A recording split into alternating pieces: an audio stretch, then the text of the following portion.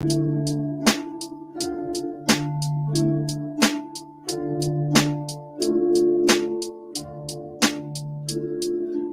nigga, above average. I want it all, so I ain't gon' never be sticking to rapping. I bring the traffic like an actress, man, I'm so dramatic. I get a niggas a thriller, calling me Michael Jackson. Don't ever call me underrated, I ain't even famous. I got these niggas popping my shit when they know that I'm aimless. I get the pain and I turn it into something so magic. These other niggas ain't gon' do it like me. I'm like a beauty pageant. Soon as I walk through the door, man, these hoes going crazy. Money in my mind, so I'm never getting lazy. Gotta stay on my grind, this 25-8. Don't give a fuck what a nigga gotta say. Put this shit right to his dome, make him think straight. These niggas crazy, they thinking they got me shaked up. Nah, nigga, you know who I am, bitch. Play with me again, I'll pull up with this stick and that's it.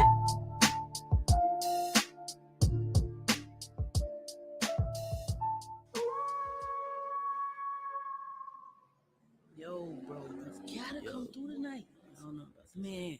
I'm telling you, all the girls gonna be there. Who gonna be there? All of them. Who? And last one. Which one? Whole cycle. We got Brittany coming. Tina. Okay. Brittany and Tina. Come on, Chris. Come on, man. All right. All right, nigga gonna pop up. All right, man. All right, man. I'll see y'all when I come.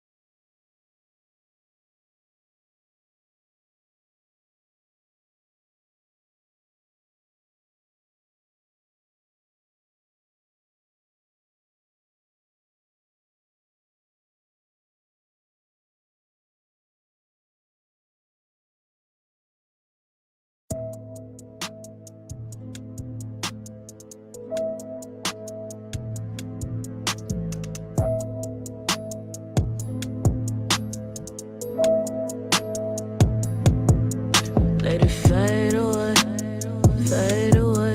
Let the 808 hit you in the face. Take the pain away. Treat it like a holiday. Let it fade away, fade away. If I catch a case, I'ma be okay. Yeah, they hide away. That's the handy sway. Let it fade away, let it fade away. Wait, you got the power. I know that you know what to do with it. Life's a movie, so just move with it. Do it for the niggas who do get it. Your life, it's like a motion picture, no spoofs in it. Man, you gotta be who you meant to be before the song's off and the credits end. Where's God off in this cruel world? This is no place for a good girl. Gotta live smarter, you die hard. Listen to the people who do care. No energy for your enemies. And when you speak in peace, nigga, keep that shit to yourself. Fuck is wrong with you? Fuck is wrong with you?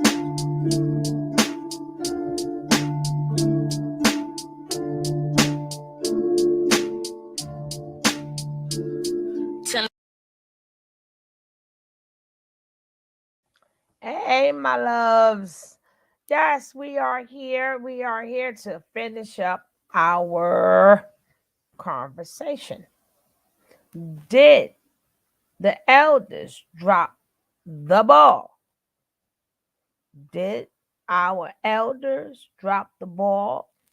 Did we have the ball? Or did we never had the ball to drop? Because sometimes we always say we dropped the ball, but did we ever have the ball to drop? Hey, Lexi. Hey, Auntie. Can you hear me? Yeah, I hear you, baby. Did we ever have the ball to drop? And this now we open panel. Now, everybody who said drop the link is in there.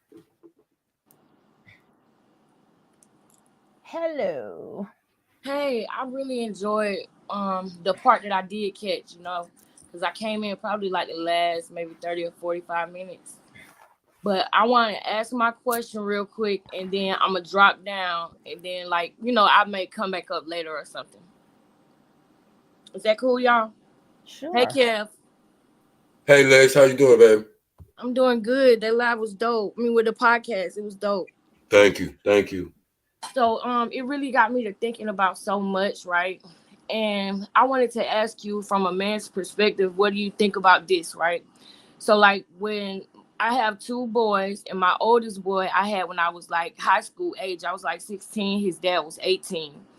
And we was both making mistakes at that time, but because I'm the mother, my family helped me out, with a lot of things that, when his dad couldn't do it, and his dad always have wanted to be in his life. He was happy when I got pregnant, and we tried to make it work, but we just wanted to go two different places in life. I started, like, my mind started being more open, and I started realizing that I want a better life for myself.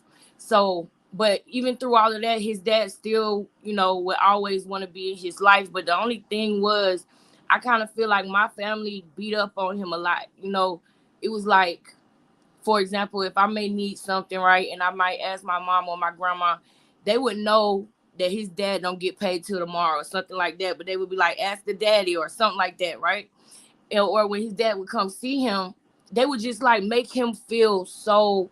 And this is me looking back on it now. In the midst of this, I didn't mind it because I was mad at the dad, right? Because our relationship was going, haywire. And I was like 17, 18. But like, even as time went on, I got a job that required me to work out of town.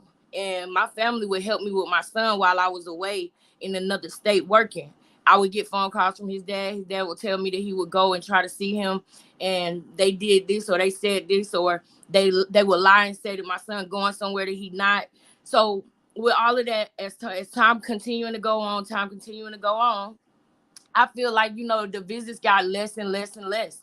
And I often wonder to myself, because now now that I have another child, I had him when I was like 25. So his dad is in his life, and me and his dad don't let our son go with nobody but each other. Like, my son don't stay the night with my family. Not like he can't, but that just usually doesn't happen. We are very, very, like, close with him. He don't go nowhere but his dad's house, and that's it.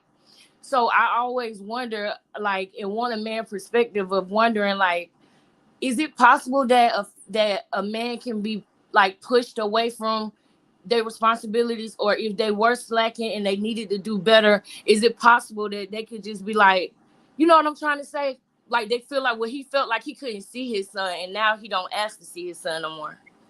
No, I understand you perfectly. I understand the question, and I'm so glad that you said that, because that, like I was saying earlier, that's more the rule than the exception, instead of the other way around. Mm-hmm. I see that a lot, and I'm glad. Real quick while you answer that, because I gotta go, but I'm listening. And another thing that I like that you said right away was that you accepted that at the time because you were mad at him too, because your relationship wasn't in the best place. And that shows me that you look back and you was introspective about your part in that. And that's a good thing, because now you saw your part in that may not have been the best choice in the best way. And just to build on that, there's a lot of women who are in that situation and allow the same things to go on, because it's hard for a woman to say when she's been hurt by a man in the relationship to say, nah, don't get on him like that, because if he had the money, he would give it to me, because he does do his part. He just doesn't have money right now. But another lesson in that is, don't have a baby until you and the man that you have a child with can support that baby, because whenever your family has to help, they're always going to have something to say, always. And it's usually not going to be anything positive. But for any other young ladies that's out there listening that might be young, like Alexis was saying she was when she had her child, don't let your feelings about that man interfere with the fact that if he's sincerely trying, he doesn't have to be, the perfect father, or, but if you see that man is coming to get his child, he's working. Whenever his child needs something, he provides for his child, or he tries to make a way. doesn't make excuses for not seeing his child, coming to get his child, spending time with his child. Sometimes your family's still not going to approve of him, but that's where you step in and you have to reinforce to your family and to your child that, you know, your father is a good father and he's doing everything that he can to make sure that he provides for you, if that's the truth. And a lot of times that's what happens. A guy might be working at Walmart, you know, making, you know, $300-400 a week. And he might bring $100 over there, you know, in a pair of shoes and come and get his baby and take his baby with him for the day. And the girl like, $100, nigga, you broke. This ain't nothing. This ain't gonna. And then, like Alexis was saying at the end of the story, it gets to where, and it's, again, this is not an excuse, because part of being a man is no matter what, you be in your child's life. But just like she explained when she was younger, sometimes you handle things differently. And it can beat a man down and make him say, you know what, I'm not going over there. Every time I go over her mama house, her mama got something to say, her sister got something to say, the new dude she with got something to say, all her partners, they over there, they got something to say, all these people. I don't need that. And that man is sincerely trying the best he can, but he might work at Walmart. But if he's doing the best that he can with what he's working with, don't beat him down, because that's not gonna hurt him. You're not gonna hurt his feelings because he don't care about you no more. Most of the time when y'all get to that point in a relationship, you're hurting your child. And then you have a child that grows up angry because they don't know why their father don't want to be in their life. And they don't want to hear no excuse when he tell them, well, your mama made it hard, your granny made it hard for me to. Your child don't want to hear that. But look at that generational curse that you just created. But we're all immature at sometimes. But what I love about what Alexis said was she realized that she accepted her family saying that and didn't stop that because she was upset with him about the way that their relationship went. That shows growth. That shows maturity. That shows accountability, accepting accountability. And it's no crime in that, because that's being human. The crime is when you never admit you're wrong, when you never take accountability for a part that you played. Because it only hurts the child. It never hurts the parents. It hurts the child. Parents be done moved on and got in other relationships. Then you done got in another dysfunctional relationship while you telling your kid that they daddy ain't shit. Then you break up with the next one and get with another one, and then he ain't nothing. And so now all your child is seeing is dysfunctional relationships. So she has a negative image about men. She's not going to be a good partner to any man, or your son, vice versa, same way. Man, I ain't finna put nothing into these women. They'll get mad, put you out. I'm coming home, bringing half my check, you know, staying with my mama because I'm trying to take care of my baby the best way I can, because I know I don't make a lot of money, but they dogging me out about that, calling me broke every time I can't get something right on the spot when they need it. They, you know, yeah, that happens. I see that more often than not. That happens all the time. That happens all the time. So that was a great question. And hopefully I answered your question, and I don't want to be long-winded. So what's up, Miss Rod? Dagging, I'm Hey, how you Well, doing? yeah, I was just gonna say, shoot, I'm you get on off mute. mute again. Oh man, I just want to add to that because I'm just going to flip it, right? And let's just say it's not about the mother or the father. It's about you guys' ages, right? Because I see that a little bit too often, that even though, girls, little girls, they start you off with Barbie dolls and tell you, so all in our mind, we have motherhood all in our mind. We want to take care, we want to change the pamper. So but that's not what's set in a boy's mind. In a boy's mind, they're more of, I want to, like, they got that testosterone. They ain't playing with no daggone baby dolls. They ain't thinking about being no father. They're thinking about things they supposed to think at their age, right? So a lot of times we put a lot. I'm not taking up for no man, please, but you have to see it on both perspectives. Now, should he take? Yeah, you're right, but that's just like an 18-year-old. Like, how much support you really think you're going to get from an 18-year-old. Like, even if you have a kid like a 17, like 16 and 17, that even includes the young lady. Like, what type of support you guys think you really going to have for a child? Most of you guys can't even work full time anyway because you're not 18. Then you have an 18-year-old. It's not. It's like they could get a job at Walmart or whatever, but they're not gonna. It's not like you're gonna get an apartment.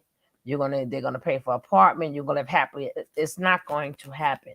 And I really think that we really need to keep telling these kids. I always tell them this, but we gotta let them know. Like, a lot of times you think, oh, these boys ain't no good. No, they're being their age. They're doing what they're supposed to be doing at their age. Like I said, I'm not taking up for them at all. But I'm saying, what do you think an 18-year-old supposed to be doing? They're supposed to be out there. Matter of fact, you too, young ladies. You're not going to be the best parent at 18, and that's not a knock on anybody. Right. I wasn't a parent until I was 19, I was 20, but I wasn't a great parent at 20.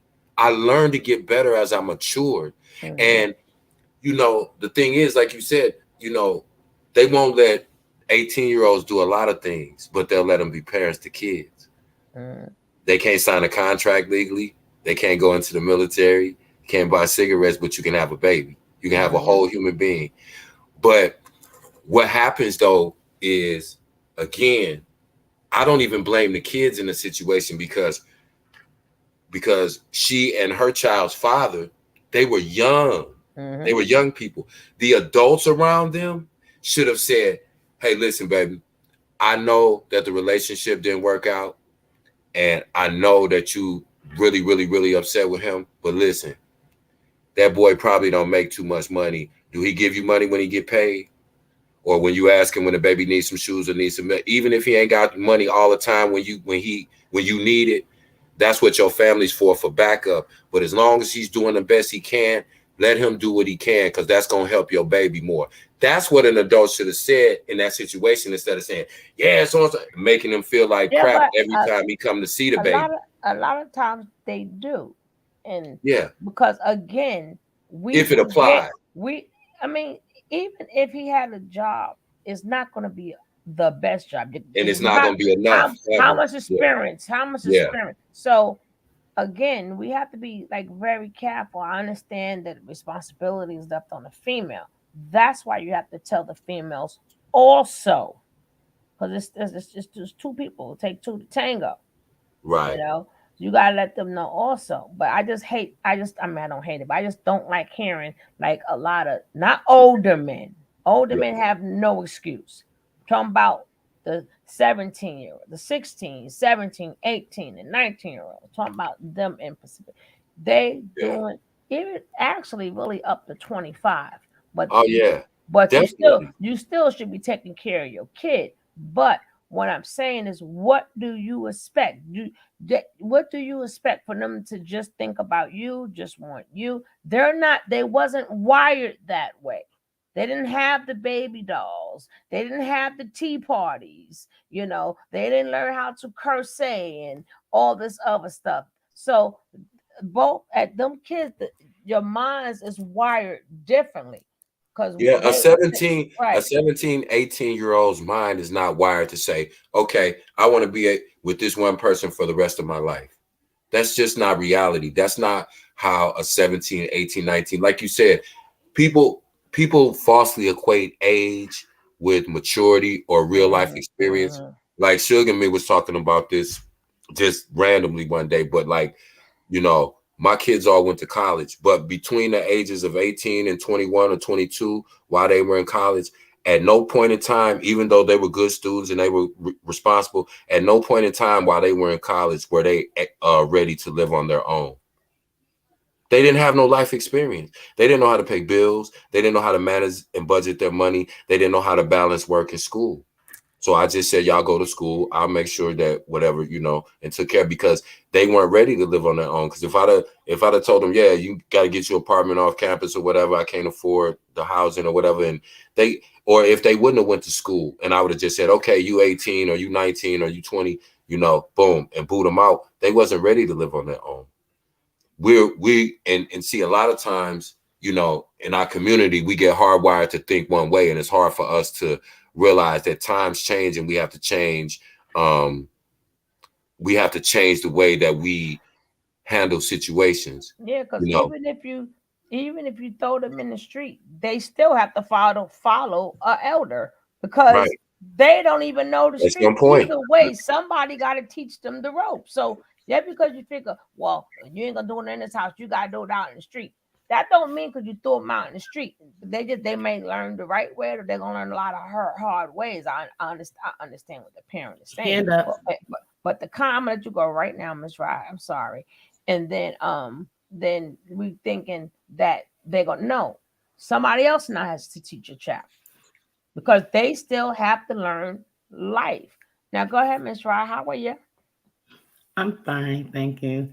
I want to piggyback off of what Kevin said. Being a young parent myself at the time, my partner, ex-husband, was also a young parent. He was working in a supermarket making $125 a week. And we just had our son, and, with my family embracing and helping me more, and his family, doing what they do. We came up with a plan to make his money work. You know what I'm saying? Like, the kid got the first 125, then I got the next 125, he got the next 125, and the last month we all went out or bought little things that we needed or whatever. But at the same time, as the children get older, because in New York and quite a few other states now, they consider your child your dependent until 25, 26 on city benefits, because they know that children are still very much immature, not knowing much of the world at 18, going to college for 4 more years. Then the kid wind up doing 5 years, and you got to pay more. After the 3rd year, you can go live off a campus because it's becoming excessive. Then you go, you drive your kid up with all their stuff to go to college or whatever state or whatever they're going to be, and we still have to nurture them to become better, not more so much civilians, but better human beings. You don't tell your children's father, whether you're speaking to them or not, you can't take care of your son. You can't see your son, because if he wants to be in his son's life, he will take you to court. Just because he fell out of love with you, don't mean you're supposed to make sure the children don't love and respect their father. You may feel like, oh, well, I got to push him on. Not pushing the child on the man. The man has to make that initiative to want to be in his children's life. It's more than just getting a child support check every month or 2 months, or however how that go. It's more to life than that. It's about the father nurturing a young man to grow into being a man. It's sometimes you don't find the right, your fathers don't do right. Then the children want to go and find other mentors, and some mentors are not good mentors. And then, I got lucky and found a couple of good mentors when I went to high school. And I love this man to today, my coach. I wanted to sign up. I saw the Brady Bunch. When Marsha signed up for all these sports and stuff, I signed up for baseball. I forgot. Girls don't play baseball. The girls play softball. He said, don't worry, I'll teach you how to play softball. Then from there, he recruited me for volleyball. I wound up being, MVP 4 years in a row. Both sports. Got mad letters. But the point was, we as women have to take the initiative to understand that man may not be there for us forever. We have to grow, but you don't keep no children away from their father. Now, if their father do the extracurricular stuff, yes, but we'll meet up. It will have to be a reason. Right, it has to be a reason, not because he don't love you anymore. You're not a package deal when you have your children included like that. For the new man to come into your life, the father may not want that man around his kid, but at the same time, if you don't want that man around your kid, you need to take your son or your daughter, right, and try to coexist together. That's what I wanted to say. Hey, And I Charles. mean, Hey, M Scope. Yeah, but And you know, can I piggyback real quick? mhm. You know, uh, who was it? I just want to attribute the right person to the comment. Stroll Okay, I up. forgot who it was. Stroll up. Yeah, Miss Gates. I missed it. Jackie Gates. Jackie Gates. Yes. Oh, hey, Jackie. Hey, baby. Hey, How you Jackie. doing, Jackie? By the way, how you doing? First of all, but that was a great comment. She said that she can relate because it happened with her, and you know her family, kind of not being real accepting of her child's father, and it results in her and her children not having the best relationship with their father right now, and that's the sad part about what happens because if their father comes around and your mama, your daddy, you, your sisters, brothers, whoever else, they have nothing to say good about the father. How is that child ever going to respect his father? Every time he sees his father, somebody's saying something negative about him. Now, we're not talking about the deadbeats that don't come around. We're talking about the ones that are sincerely trying, but they're told they don't make enough money, so they're broke.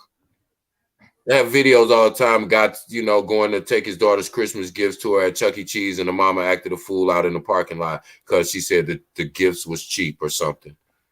Those are the kind of things we talking about. Those are the kind of situations that we got to be careful of because, it influences what our child thinks about their father, and it also influences what your children think about men, even your male children. It affects the way that they see themselves as men when all they've ever heard was they daddy ain't shit. You look like him, so you probably ain't gonna be shit. Ish, And, YouTube. I mean, excuse me. I don't know what's wrong with this man, YouTube. But he's I'm sorry. sorry. I'm sorry. But that's all they hear. Meanwhile, the new boyfriend, you so infatuated, you will sing his praises while dogging the child's father in both of the child and the new boyfriend's presence. And then as soon as things go wrong with the new boyfriend, guess what? He the same way. He a dog too. He ain't no good. So now all that child, again, they've never seen a healthy relationship. And everything that they ever hear about their father or about men that you deal with or what they see you going through in a relationship, how do you think they look at black men? How do you think girls look at black men by the time they get to be 14 years old? How do you think young black boys feel about themselves by the time they reach 14? When have they been positively reinforced from the time they was born up into that point? The only time you get it is when you're a baby. But once you get a little older, you're not cute and cuddly anymore. Then all of a sudden, one day you wake up and you're dangerous to people and you ain't enough. Because you ain't got enough this, you ain't tall enough, you ain't got enough tats, you ain't hood enough, you ain't this enough. That's all you hear. And that's what we're perpetuating. That's what we raise. And that's why the generations are looking like they looking right now. Because we're doing that. We're doing that. Sometimes it's subconsciously. Yeah, I totally agree with that. But like I said, age plays a big part in it because immaturity is immaturity. So sometimes we do got to give each other grace, and that's down to the mother to you, 16 years old. Your hormones has now changed. Yeah. Some go through postpartum, but I would say, like, even though you're giving the man leeway, right? See, this is why I say it takes two to tango. This is why I say, young women, stop putting that burden on yourself, because even though that man can give what he have, a child's stomach ain't got nothing to do with what he has. A child has to eat every day. Child need clothes every day the same way you do, right? So even though we could say, accept, us like me, I'm pro, come get your kid. I am pro, come, I am never that mad. Come get your kid. I am pro, come get him. Matter of fact, I'll call you when to bring the kid home. I am pro, come get your kid. Believe me, because I still want to live. We ain't together. If you want it, you can sit out there and live. I want to live too. Come get your kid. Right. I'm never that mad. But what I'm saying is it takes two to tango. So if you have to be home with the child, that means now you can't work. And then now you have to wait until whatever that man can do to help the child. But in the child's perspective, I'm hungry. I am hungry. I don't want to wear these same sneakers no more. I mean, I'm tired of hand-me-downs or waiting to see if mama could do something. So again, men have to think about that too. Yeah, we know you're doing the best you can, but if my stomach is growling, I'm not trying to hear you doing the best that I'm hungry. Right. So Like that's why it says it takes two to tango, and we need to have. I mean, it's crazy that the sex education we have now is not even about that anymore. The sex education that they have now is all about. Please, I don't get me Don't even say it. No, but I'm saying it has to be said because that is what's taught. It's all about accepting. Okay, if this one want to wear a dress, and if this one want to wear that, and that's what's now being taught more in school rather than teaching your kid. I mean, it used to be a thing back in the days when you had to take that baby doll home with you. They even did stuff like that, and you had to have like a certain type of. They'll know if you pick the baby up and stuff like that to let you think about it first. These days, like the things that should be taught is not being taught. A whole different agenda now is being taught. And Alexis took the words out of my mouth. She said, "We choose the fathers at some point," and that's exactly right. And that's just like the men too, because you know that if you don't have a job or you have a job not making much money, it is irresponsible for you to get a woman pregnant because you know that you can't help that woman take care of that child sufficiently. And women, stop having babies by men that already have children that they can't take care of. History proves it. So, but you know what I wanted to say was something my mom always said to me. My mom talk. She said, I'm gonna say Miss Rye because obviously my real name. She said, "Where would you be right now if I would have bought you that bomber? You know, the leather bombers with the fur on the collar. Everybody was wearing them. Everybody had them. They cost like about $100 on Delancey Street. Everybody was buying, wearing them. And you know, when she told me that, it really changed my whole mindset because I saw a lot of people getting unalived because of those bombers.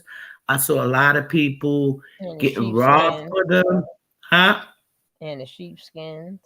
I did have all of those things, but what my mom bought me, she took me to Macy's. She bought me a $300, $200 coat from Macy's, and I promise you, that was the worst winter, one of my worst winters in New York. And that coat kept me warm from the top of my forehead, ankles. That's how long the coat was. And she said, "I bet you if I would have bought you that bomber, your ASS be freezing your ass off now." And it's so true because she knew, you know, she didn't me and my siblings what we did. She bought what she felt was best for us. And absolutely true. Absolutely true. That's all I wanted to say. Wisdom. That's what Suge was talking about. Your age, you can't, when a person is 17, 18 years old, of course they're going to make stupid decisions. The only thing that you can do with your kids at certain points like that, when they have children very young like that, is be as supportive as you can and just let them know, listen, you've already made certain decisions that it's no use of me trying to sit here and, you know, browbeat you about, you know, don't do this and don't do that. The thing is, and I told my kids when they were young, you're going to make stupid mistakes. You're going to make a gang of stupid mistakes. I already expect that. Why? Because when I was your age, I made a gang of stupid mistakes. It's only so much maturity I can expect out of a 17, 18-year-old. But my responsibility as a parent is to be the responsible one so that when certain situations happen, when your child may have a baby very young and you have to hold them accountable and make them raise their child and take care of their child. But you have to balance that too with knowing that listen, you can't just be a warden all the time because that kid is still very young and very immature, and not because of anything on them, but biologically, that's just how we're built. I mean, Go ahead. that's just like what she said. Her family like did things, but what part did his family play into it? Because a lot of times too, like if we know boys, as they say, I don't know if it's really proof out there. It probably is proof. It's been said forever. Girls mature faster, but if you know that your son, the same way that the mother's family have to pick up the slack, so do you. Like, it's your job now to reach out to that young lady. It's your job to let it be. Listen, I don't have nothing to do with y'all, but I'm gonna be the best grandmother that I could be, and whatever you need for that child, That's I right. will help you with that That's right. child. But see, a lot of these parents, just like you got a lot of parents. Oh my God, I don't know what's girl he bring. No, you set the. Sometimes you gotta set the tone too for all your kids, because girls bring men up in the house too. You gotta let them know. No, you're gonna have pick one girl. Pick one girl. Only one Yeah. girl gonna come to my house. I remember That's back in right. the days. Yeah. My grandmother used to say, "You live where your mail go." So a lot of men have a good thing of point thing of sending a mail their mama. No, this is not where you live. So Right. if you want to play games, you ain't. I'm not being going to participate, and that's why a lot of kids miss out on of their father whole side of the family. Right. And that's why I was emphasizing that point earlier, because so many men are not a part of their child's life. If their mother doesn't have a big family, they're very limited in the family that they actually have. Mhm. And so how do you gain that sense of family when some people, when they like, this is all of my family, I'm like, I got more siblings than that. People, but it's and we got to realize, like I was saying, if your child grows up in a household and they never ever see you have a healthy relationship, they 9 times out of 10 are going to struggle with healthy relationships. That's one of the most vicious repeat cycles in our community, because we don't even think about it like that. Think about when we talk, and I'm talking about all of us, and we talk and we kind of recount some of our past experiences when we chopping it up in the chat, right? And people say, man, I've been through hell. Yep. And your kids was right there witnessing everything. And that's probably how they're going to go out into the world and handle situations and relationships. And that's what we forget, because we're their first teachers. There's other things that influence them after that. But it's like, yo, it's I mean, especially for boys, like not even especially for both equally, boys and girls. When you talk to these kids and they tell you about the things that's going on in their household, like I said, when you work with kids like Suge and I do, it's mind blowing, and it makes me understand that yes, it's the kids, but it's us, man. Like we are tripping. We letting them do whatever they want to do. They running amok, and we make excuses for them because of the guilt we feel about all of the things that we know we've exposed them to. But we Yeah, got to get out of that cycle, yeah, because we have to get out that cycle, right? And then, even though the kids, like I said, this come on their parents too. Yes, the kids, yes, your daughter made a mistake. Yes, your son didn't make a mistake. But like, how now the question is, now what do we do? Because now I see like some of these girls, they figure the mother is part of what the son did, and now they can't stand the mama. They disrespect the mama. They won't even let the kid right, see the We do mama. that. Yeah. Right. right, And then on the other side, well, they figured that child is a burden, girl. I done told you to keep your legs closed. You ain't want to Mhm. listen. So a lot of time, it's not even really directed at the boy. It's directed at the both of them. Because you're disgusted at your daughter at this moment. Like I Yeah. told you to keep the legs. You want to be Yeah. a fast tail or run You your, see, that go comes, ahead. you get the girl, the boy's family is saying, oh, I told you about girls like that. You shouldn't have been messing with her in the first place. She was trying to trap you, probably trying to trap you anyway. That's what I mean, for whatever reason, in our community, that's how we're programmed. Then on the girl side of the family, it was what you were saying. Like, it's just it comes from both ways. But what the parents don't understand is you're heaping all of this on immature 17, 18. Right. That's the point. Yes. But once And what again, M-Scope said too is really good too. What M-Scope said, if you scroll up a little bit. oh, let me go back. Well, But yeah, say it, Miss Right. She said raising children must be by the community, for the community. Role models ought to be elders, uncles, aunts, uncles, and not various celebrities. Absolutely. Yep. Because I feel that would my children be looking for a role model when I need to be that role model? There's no need for them to look when you need to be your role model for your children. I am one of those children that grew up in the community. I had the neighbors beat me. Before my mama got to me, and my mama got to me, my mama did the same to the neighbors' children. Wow. You know, I had a neighbor that always looked out the window, tell on me every time she saw me. You know, and as I got older, I said, you know what? I'm grateful for Miss Muller. Right. For always looking after me, looking out for me. I'm grateful for Miss Hattie. I'm grateful for all these older women who saw where I was going down the wrong road and reeled me back in. Yeah, because you want to climb out that window one night and not came back. Look what's happening today. And I was on the 5th floor. My mom about to give me some wings. She about to throw me out the window on the 5th floor. But you know what I mean? Like 21. At 21 with a kid.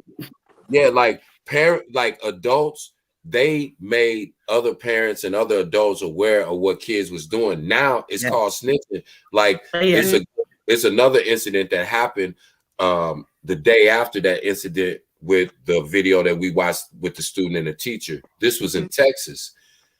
What happened was it was the same thing that the teacher and the student got into it. One girl videotaped it. That's how it got out and went viral. Do you know the student that videotaped it?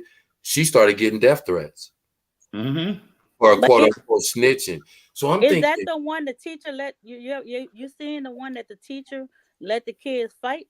She was she was encouraging. Oh, I saw that. She was encouraging them to fight. Right. I just can't show it on the channel. But now, I know. But look at what this young girl. We teach our kids to do right.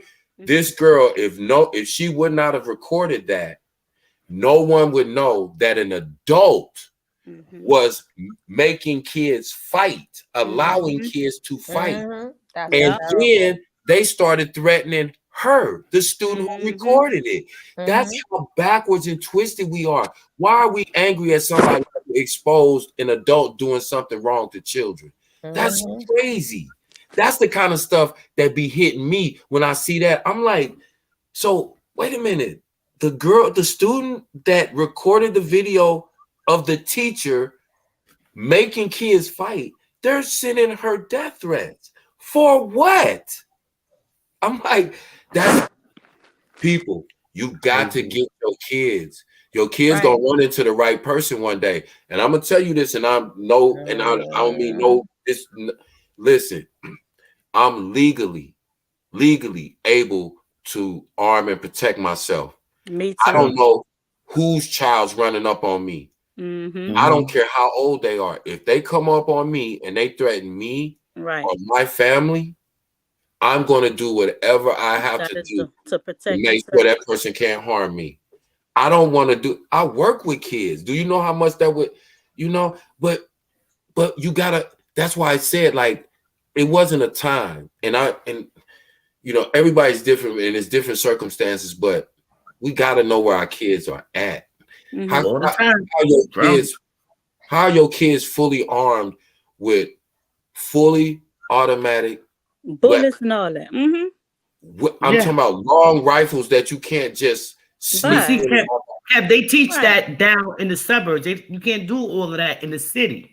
Right, but just because you can do it, like in certain states that's really liberal, Louisiana. He's out here learning how to do all that at 7 years old. Yeah, Yeah, you can open, you and a can't do lot of that them, out here. they'll have ARs, just strapped to them walking down the street. But Right. this is a And then they dangerous. know how to do them. They know how to, Because fire they've been them. taught since they were 7, since they was able to hold Fire. it. You're right. They've Yeah. been taught. Now, We don't teach our children that in the city. We teach them how to use their hands and fight. Out here right, in the suburbs, right. But see that's why I said you don't know who your kid's gonna run into when Amen. it might be anybody. Right. And they flip out over something like a cell phone or somebody said something to them, and it's deadly consequences now because that's the time that we live in. That's the point I'm trying to make. We have to teach our kids that they have to have self-control, even when you're right, even when you're 100% right. You can't just turn up all the time because more times than not, something bad happens than something good. Mm-hmm. And with everybody being able to be armed so easily nowadays, these are the things I'm concerned about. And like I said earlier, the Republicans are trying to have teachers be armed in schools. Yeah, Texas. Now imagine if that student would have ran up on an armed teacher. We would have a whole different conversation. Situation. Right. Ooh. But you got to understand, you have to use the same kind of excessive force as being used towards you because you still can be penalized. But once again, stand your ground law. All you have to do is feel in great bodily fear or in fear of your life. Back to the wall. That's why. So, but not Louisiana. Listen. George Zimmerman was told not to follow Trayvon. He got out the car, followed. We all know what happened. He got off because of the technicalities in that law. So all I'm trying to say, still alive. yeah, but no, all I'm saying. So again, we have to teach our kids restraint because of for their own protection and safety. That's it. Because they're gonna listen when a black child dies. Most of the time, they blame that child for their own death. Tamir Rice was 11 years old. They blamed him because he was playing with a BB gun. Do you know how many times I played with a BB gun growing up? The police got out and assassinated him. They blamed him. They blamed Trayvon Martin. He went to the store and got a juice and some Skittles and was going back home to catch the All-Star game. I don't know how they blamed him because he hid because he thought somebody was following him. That looks suspicious. So again, they're gonna blame our children. So, no matter what. No matter what. Even with the other little young boy, and did it happen again? Not just once, it happened twice. And I don't know what's going on with that, with them knocking on the wrong doors and then. Listen, this is how simple the mistake was. You know how sometimes two different streets that are close will have the same name. One might be Abney Road, the other one will be Abney Court, and then the other one Abney Landing. Right. He was supposed to go to street. He accidentally went to court. It was the exact same number, like 1005, but it was lane instead of court. So, again, now here we are. We're at a point where if you knock on the wrong door, you're not even doing nothing wrong. You're not gonna. That's how dangerous it is. So that's why I'm saying we gotta get on our kids and be like, listen, keep your mouth closed. Do what you're supposed to do. Keep your eyes open. Hey, you know what I was thinking? I hate to cut y'all off. It was wrong for that man, but they not from the United States. They from Africa. So you don't think he was the accent? He shouldn't have shot the boy, but no, the door was closed. He never opened the door. He shot through the door. He just saw a black person on his ring cam. You got to understand. An 82-year-old man came up in Jim Crow segregation. He was probably a child near the end of slavery. Right. You know what I mean? Or the second generation after the end of slavery. His grandfather probably owned slaves. So you got to understand the mindset, the circumstances, the way things are today. That's what I'm saying. All of these things play a factor. So at the end of the day, if we send our kids out there thinking they super bad, if we sending our kids out there thinking everybody jealous of them and hating on them, we're going to put our kids in a position. In a bad predicament. And then you got to think about like this, why I'm not buying that. Because number one, hey, Lisa, Okay, what if it was like somebody dropping off? You just go around just blasting everybody who knock at your door. Right. Right. Postman. I mean, He rung the doorbell. deli- That could have been an deli- Amazon delivery yeah, person. Did You y'all see yeah, what I'm see his saying? exactly, grandson? exactly. And So they you would interviewed have his blasted him grandson. too. His You would have blasted grandson him told too. the truth. His Yeah, they grandson interviewed told his the truth. grandson, and you can tell his grandson is biracial. His grandson said his grandfather is definitely racist. Yeah, That's why been like that. they're estranged now. They were estranged before the incident, but this grandson is obviously biracial. They interviewed him on Right. CNN and They a sure couple other did. outlets, and he definitely said the man was racist, and he definitely thinks that played a part in him Him shooting. doing that. Yep, Yeah, sure so did. Cecilia, you gonna have to erase that word with the ill.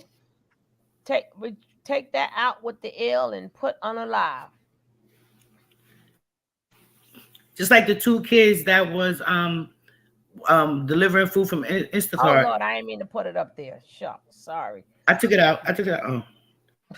Just like No, the two I put kids it that on was the screen. delivering I put it on the screen oh, like a big dummy. I mean, I don't know what made me do that. it was quick. I gotta get my ginger ale. That's probably what happened. Go ahead, I'm Oh gonna Lord. You're not gonna steal my food Hey, tonight. I ate my Mom, dinner how are already. you? Welcome. And the two kids that was delivering the food from Instacart, the man actually shot up their car because they was in the wrong place. And the police said that there's nothing that they can do about it because they was on his property. What? They wasn't, I mean, you really, I mean, it's gonna be more to it. But the point of fact is the kids was like, oh, we was one house away. It was an accident. We didn't do any harm. We was telling the man we are here to deliver the food from Instacart. All he had to say, they were on my property. I didn't know who they were. I was afraid for my life. They've learned from the police. These people, they know, listen, they know the law. They research the laws of the state. I'm trying to tell y'all. So when they shoot your child down, they know how to use the law in order to get them off. To make it work. Yeah.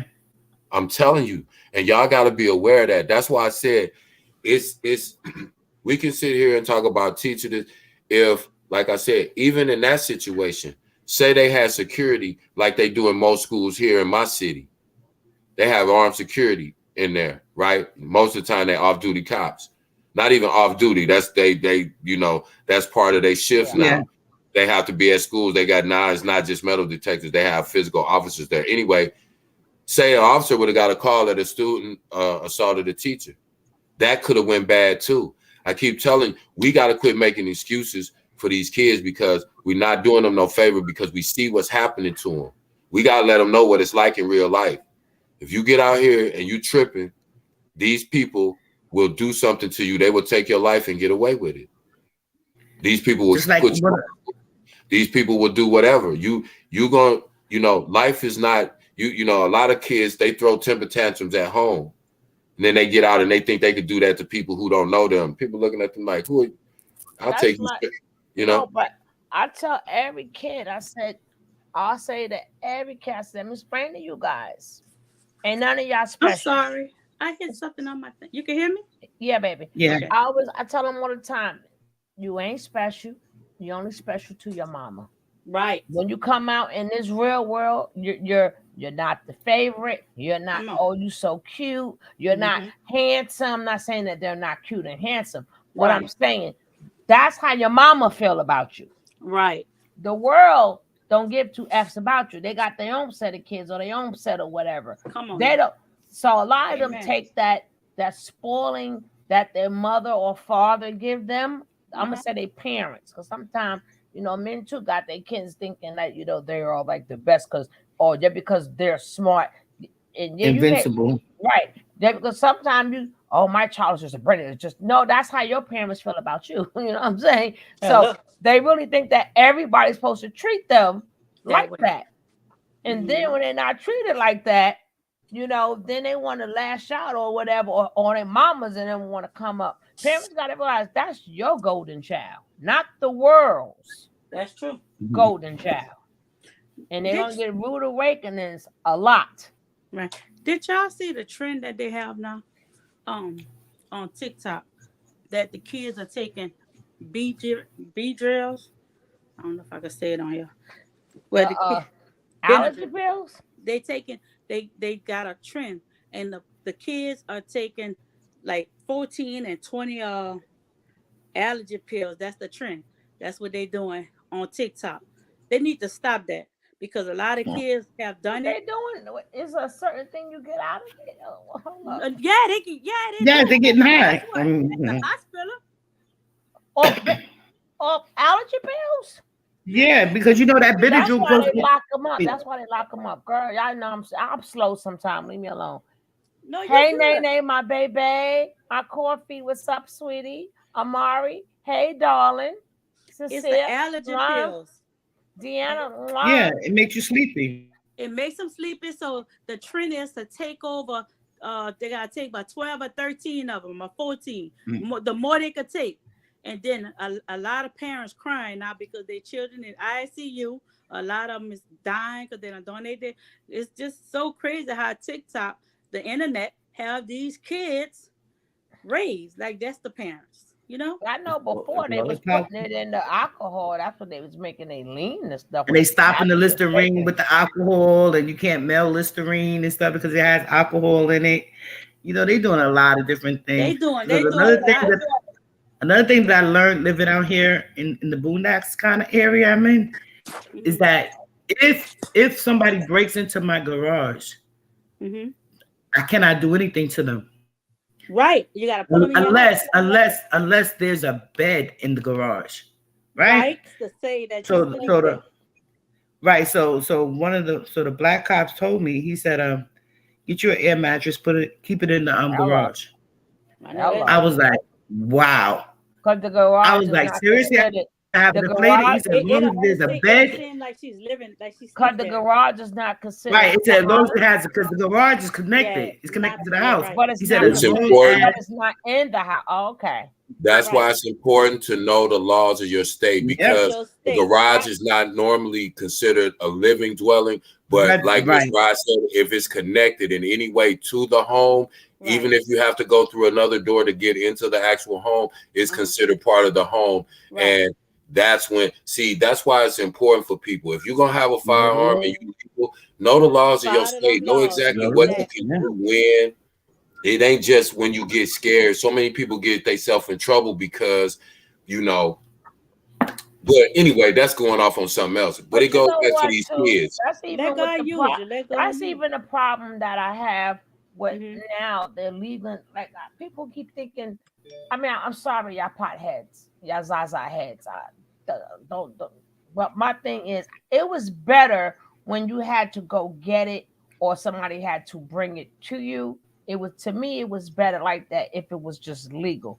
But now, well, depending on where you live, when every other store is a smoke shop now, and then the bad part about that is that before, if your kids was sneaking it, you can smell it. But now it's edible. Now it's cookies, it's crackers. Yeah, it's stuff that you can't smell. It's gummies, and and literally, it's just like how it was back in the days when the kids couldn't get the cigarettes or the alcohol. Right. They'll get their homie. You'll go and Cough get medicine. that. Yeah, I mean, but I'm saying the fact is, it's so accessible now. So a lot of these kids, your kids are high and you don't know it. You thinking, and especially the ones you may think they in the room playing video games, but they're not. They knocked out from eating them daggone edibles. And Yeah, stuff like that. and then they had another trend. Did y'all see all them kids? They had so many kids. Was it Chicago? I'm talking about they were 15, 16. When I tell you they almost had but 20,000 little kids, and they were supposed to go jump. They went jump on the buses and stuff at school. They listened to this TikTok, got a bad influence on them. And make it so bad. That's not even new.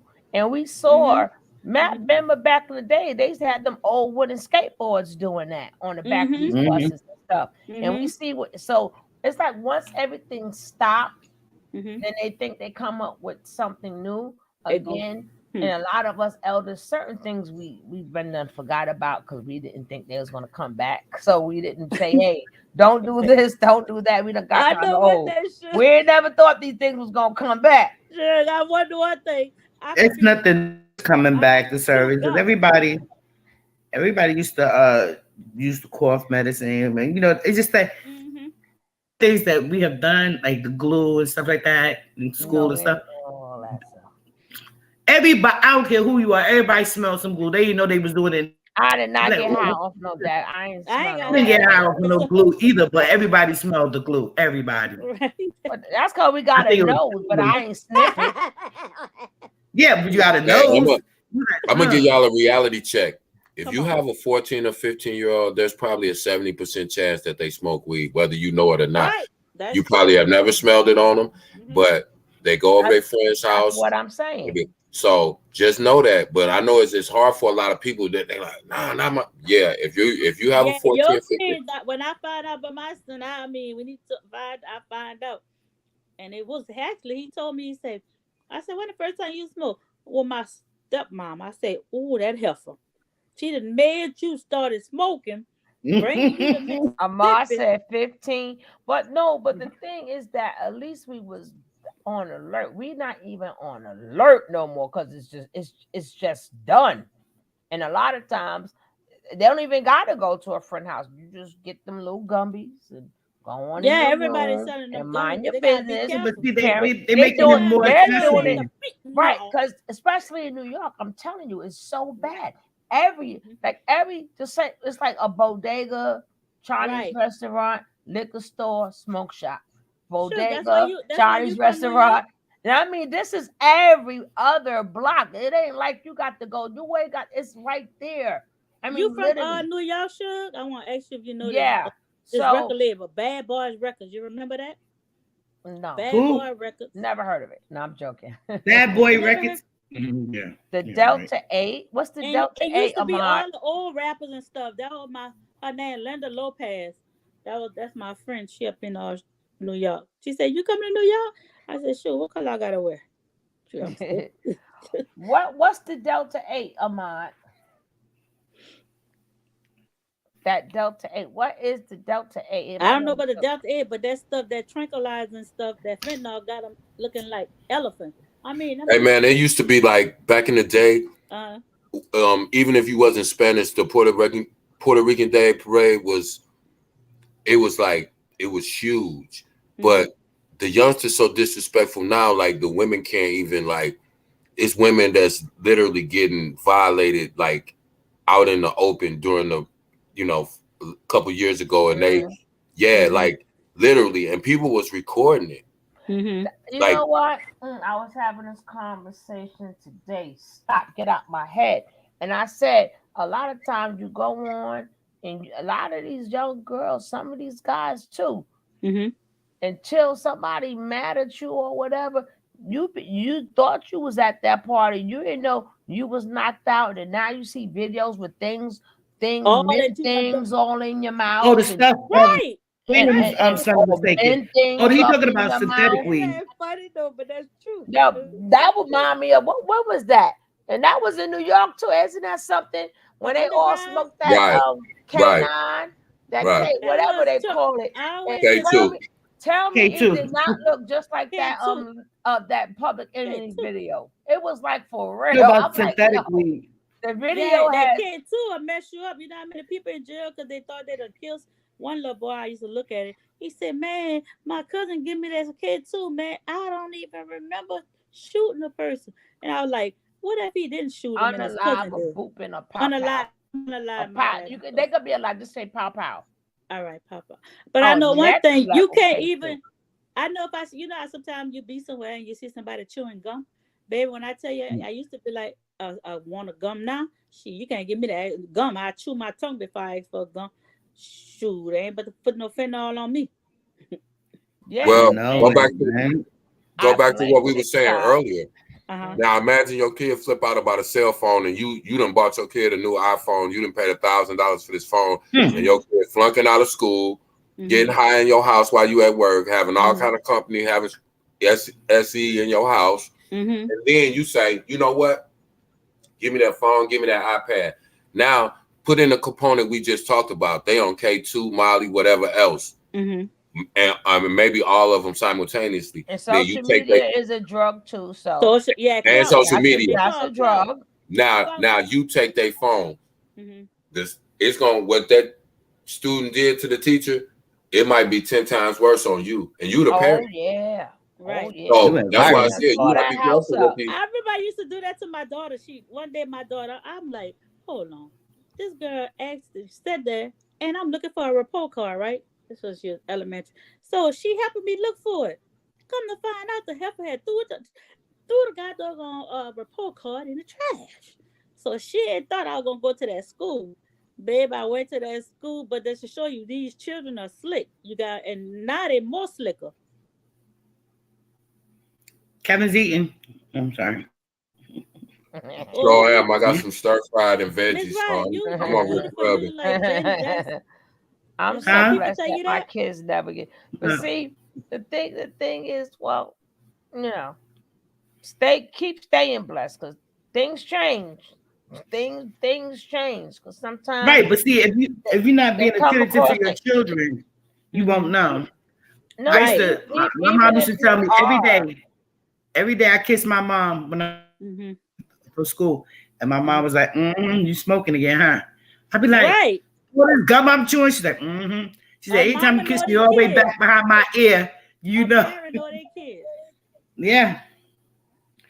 A parent know their kids. And shoot, now, I be Miss Ryan, I know me and you used to be. We've been on here since God dug on 2017. Before that, because I remember used to see you with that, Kanika Jenkins kid. So we've been yeah. on here a while. We done seen different Yeah, I've been here things. for a minute. Yeah, different people, different all kinds of stuff. I'm like, oh Lord. But these So kids these it's days, about the community. You now, make a now, now, community again, and we help each so other we in the again, need a Bob community. Benadryl. Watch the yeah, trend. but now look at this. Now we seen all of this, right? Uh-huh. And y'all, let's say y'all seen all of this. Why are we still continuing? Not you in particular. I'm just saying, Hmm. just people of our age bracket. We were younger, we were still grown as people. Right. So, and we knew was why are we continuing to this, support this when we're talking of we go every time we talk about the kids, Mm-hmm. then look at these 45-year-olds, look at these Right. 50. 50-year-olds. Hello. That's what I'm saying. If these They don't right kids, back into their kidhood. That's what if they these want. well, me and my wife got a term for it. It's called your second childhood. That's what a lot of these people are going through, and that's why they acting just like these kids. Like I said, if these kids turned on any of these videos in this sector, Mm-hmm. the 40 and 50-year-olds are doing what they doing. So how they gonna respect us? That's true. Hello. That's That's why true. they don't have no respect. Mhm. Now That's I can look in the at both beginning you sides. When gotta kids have it. disrespectful, I can tell people y'all need to get y'all kids. That's just a lack of discipline. But at the That's same true. time, too, the reason the kid is doing what they doing because the parent is not on their JO. Like they'll know all the people that they kids have problems with at school. But Right. and I can tell you this from experience from mentoring and tutoring. When kids be flunking out of school or flunking that grade, their parent don't even know until I bring it to their attention. I'm like, Right. You see? Because a lot of this people kid that don't. got to the second semester of school, this is the third quarter, and you didn't even know your kid had got F's the first semester of school. No, because they don't check report cards. That's not a thing no more. Man, we had to come in there and get that junk signed, Yep, signed, and yep, go back to school. yep, Now yep. you got to go online and what parent? Tell me the last time a parent told you, "Oh, hold on, girl, I got to go online and look at my kids' grades." They don't do that, and they know that, and the kids know that. But They I'm give them thinking that. They myself, be on Yeah, the and Instagram then and you turn TikTok. on the internet and Mm-hmm. you see a bunch of grown ass people. Sorry, YouTube. No, Well, you know what? Well, you can come fly to see me. Oh, you can take these hands. They oh look yeah, so. drop. It's like when do they see people? When do they see adulting? You forgot just drop your location. Drop your So location. it's bad when you see your own age bracket doing it. So when you see somebody, when you say, "Well, let me check out this because they look older or they look mature," well, let me check them out, and you like, "Well, damn, you sound worse than us," Right. and then you just got you sparking too. Y'all both, everybody doing the same thing. So when does the adulting, and then When the cycle gonna end. It's gonna right. keep going. Right. And then Some of them, being that their friends do the same thing, they're not going to not watch you because you're doing what their friends do. So of course they're going to stay watching you because you're entertaining a bunch of kids too. It's Right. bad enough that adults, Come on. grandparents are getting there is not always computer. Yeah, exactly. It's bad enough you got adults entertaining this and loving it. So, but Right. you're entertaining kids too. But the difference is when you want them kids to respect you, you're not going to get it. Right. Right. Because they You like, notice another trend? and you're not scaring them neither because they figure, Another scary, sickening trend that's going out, and I'm talking to our age bracket now. I'm talking to all y'all that's in our age brackets, in your 40s and 50s. Don't, under any circumstances, mess with one of your children's friends or some person that you saw grow up as a child their whole life. Find somebody your own age. Marcus Do not mess with They your never kid's story. Then somebody friend. talking to their friend. We shouldn't even have to say that, but we have to say that's crazy. Like they said, oh, we met through mutual friends. Well, what type of mutual friends? Friends You hitting 40 years old. Right. She's 16. She like 16. What mutual friends you have in common? I'm still waiting for the mutual friends. A groomer. Right. And not the kind that groom your dog. It's like a groomer. It's like they were sitting up there. You know who the mutual friend was, don't you? Chris Stokes. But it's a lot of Chris Stokes, and it's a lot of them because that's what I be going at it. See, why is he still allowed to be in the industry? That would make me want to do a beef section. Why is he not in jail? You're messing with these babies, right? Anytime you sit up there and they're promoting they just promoting it, and they trying to make us think that they're trying to get us to think that this the same way they got us thinking this is what normal and how it's supposed. They're trying to make us think everything that ain't right is normal. Right. Because there's like them guys that I know they be sitting up there and that's why in certain parks now you cannot sit in the playground without a kid. Oh, I don't blame them. Yeah, so many parks. Exactly. The one I'm in, you gotta if you don't have a kid, you could tell one of the PEP officers or somebody you can sit in the park anywhere. Right, but you can't be at that playground if you don't have a child. Sit in the playground. That's right. Because the only person who will be at a playground, an adult without a child, is a predator. Right. Because there's nothing else to look at but children. Why would you sit there? Like you said, if you're somewhere else in the park, that's different. But if you're sitting over on a playground bench, watching the playground, and you don't have a child with you, that's it. That says what it is right there. And guess what, Sugar? And guess what, us, Kenster? It could be that because most parks now, like you're gonna find needles and everything. You don't think that could be the problem too? Because when you go on some of them parks, you be seeing needles and stuff because they be doing drugs on them parks. Yeah, but they're gonna do that in the park regardless. Well, we're talking about the ones who sit there and watch them kids going up and down on the daggone seesaw and or the swings and stuff. That's because they're looking for their future wife. And then they sit up there, okay. And then they'll come every single day. They'll learn that kid. They'll even watch them grow up. They'll study that kid. Exactly. And the parents don't even know what's going on. It's called grooming. That's just like these dudes too, ladies. Y'all gotta be careful. You'll meet some dude and you'll think, damn, this dude is dope. We get along. We got so much in common. Blah blah blah. Whole time he's watching your daughter. It's been so many cases where men have got with women because they wanted to get close to their daughter. That's 9, 10, 11 years old. And you gotta remember, there's no age limit to predators. And they'll violate literal babies, like infants. So and you gotta, and I'm saying you gotta look at everything through a lens because it's just certain red flags that people will give off to you. But like I said, if you make deals with yourself and you start accepting things that you know deep down in your gut, your instinct is telling you it's not right, you're going to set yourself up for failure, because you're going to allow people around your children who are going to harm them, and you're going to allow people in your life who are going to do nothing but damage you as well. And damn it, you turn you against your child, and next thing you know, your child is right. I know grown women right now my age still, like I was saying earlier on the podcast, there's women that I know that have unresolved issues with their mom because they still have a beef with the fact that their mother sided with a man, and the mother still, some of the mothers still to this day will not apologize. And that they can't move on. And a grown woman, and this is these are women that are in their late 40s, early 50s, telling me these that are good friends of mine I've known for 30, 35 years. Their mama still alive? Yeah, some of them. Some of them mothers passed away. Man, I wish I could get my mama back. Listen, and that even makes it worse, the ones whose mother passed away and they never resolved it. So, and then now you got to think about what kind of relationship is my friend gonna have with her daughter. They don't have good relationships. None of the ones I'm talking about have terrible relationships with their daughters. Because you think that some people could be, because I be hearing a certain person, dog or daughter, you think some people are jealous of their child?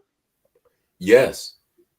That go both ways though. No. In some cases, I'm just saying we're talking in general. True. No, I'm saying that is true. That is true. You do, but that go both ways. That go both, because a child has not matured yet. Right. They see how mama do stuff. But they're not. That's why I said. Or everybody, your mother's pretty, your mother's beautiful, your mother. And so I get tired of hearing that, and vice versa. Oh, she's so pretty. Oh, she's so beautiful. So, I mean, that go both ways in that. But sure. But for me, I'm like, we kind of all us kind of cute up on this panel. Let me see. We don't see, but it's all right. Janet Jackson, a beautiful Janet Jackson is right. We the finest chat. Like Janet Jackson. But hey, no, listen though. Beautiful. Think about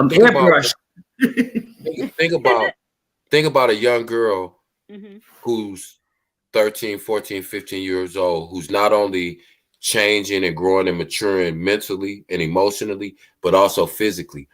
And think about her never really hearing any type of positive affirmation until it's a man that's going to be her eventual abuser.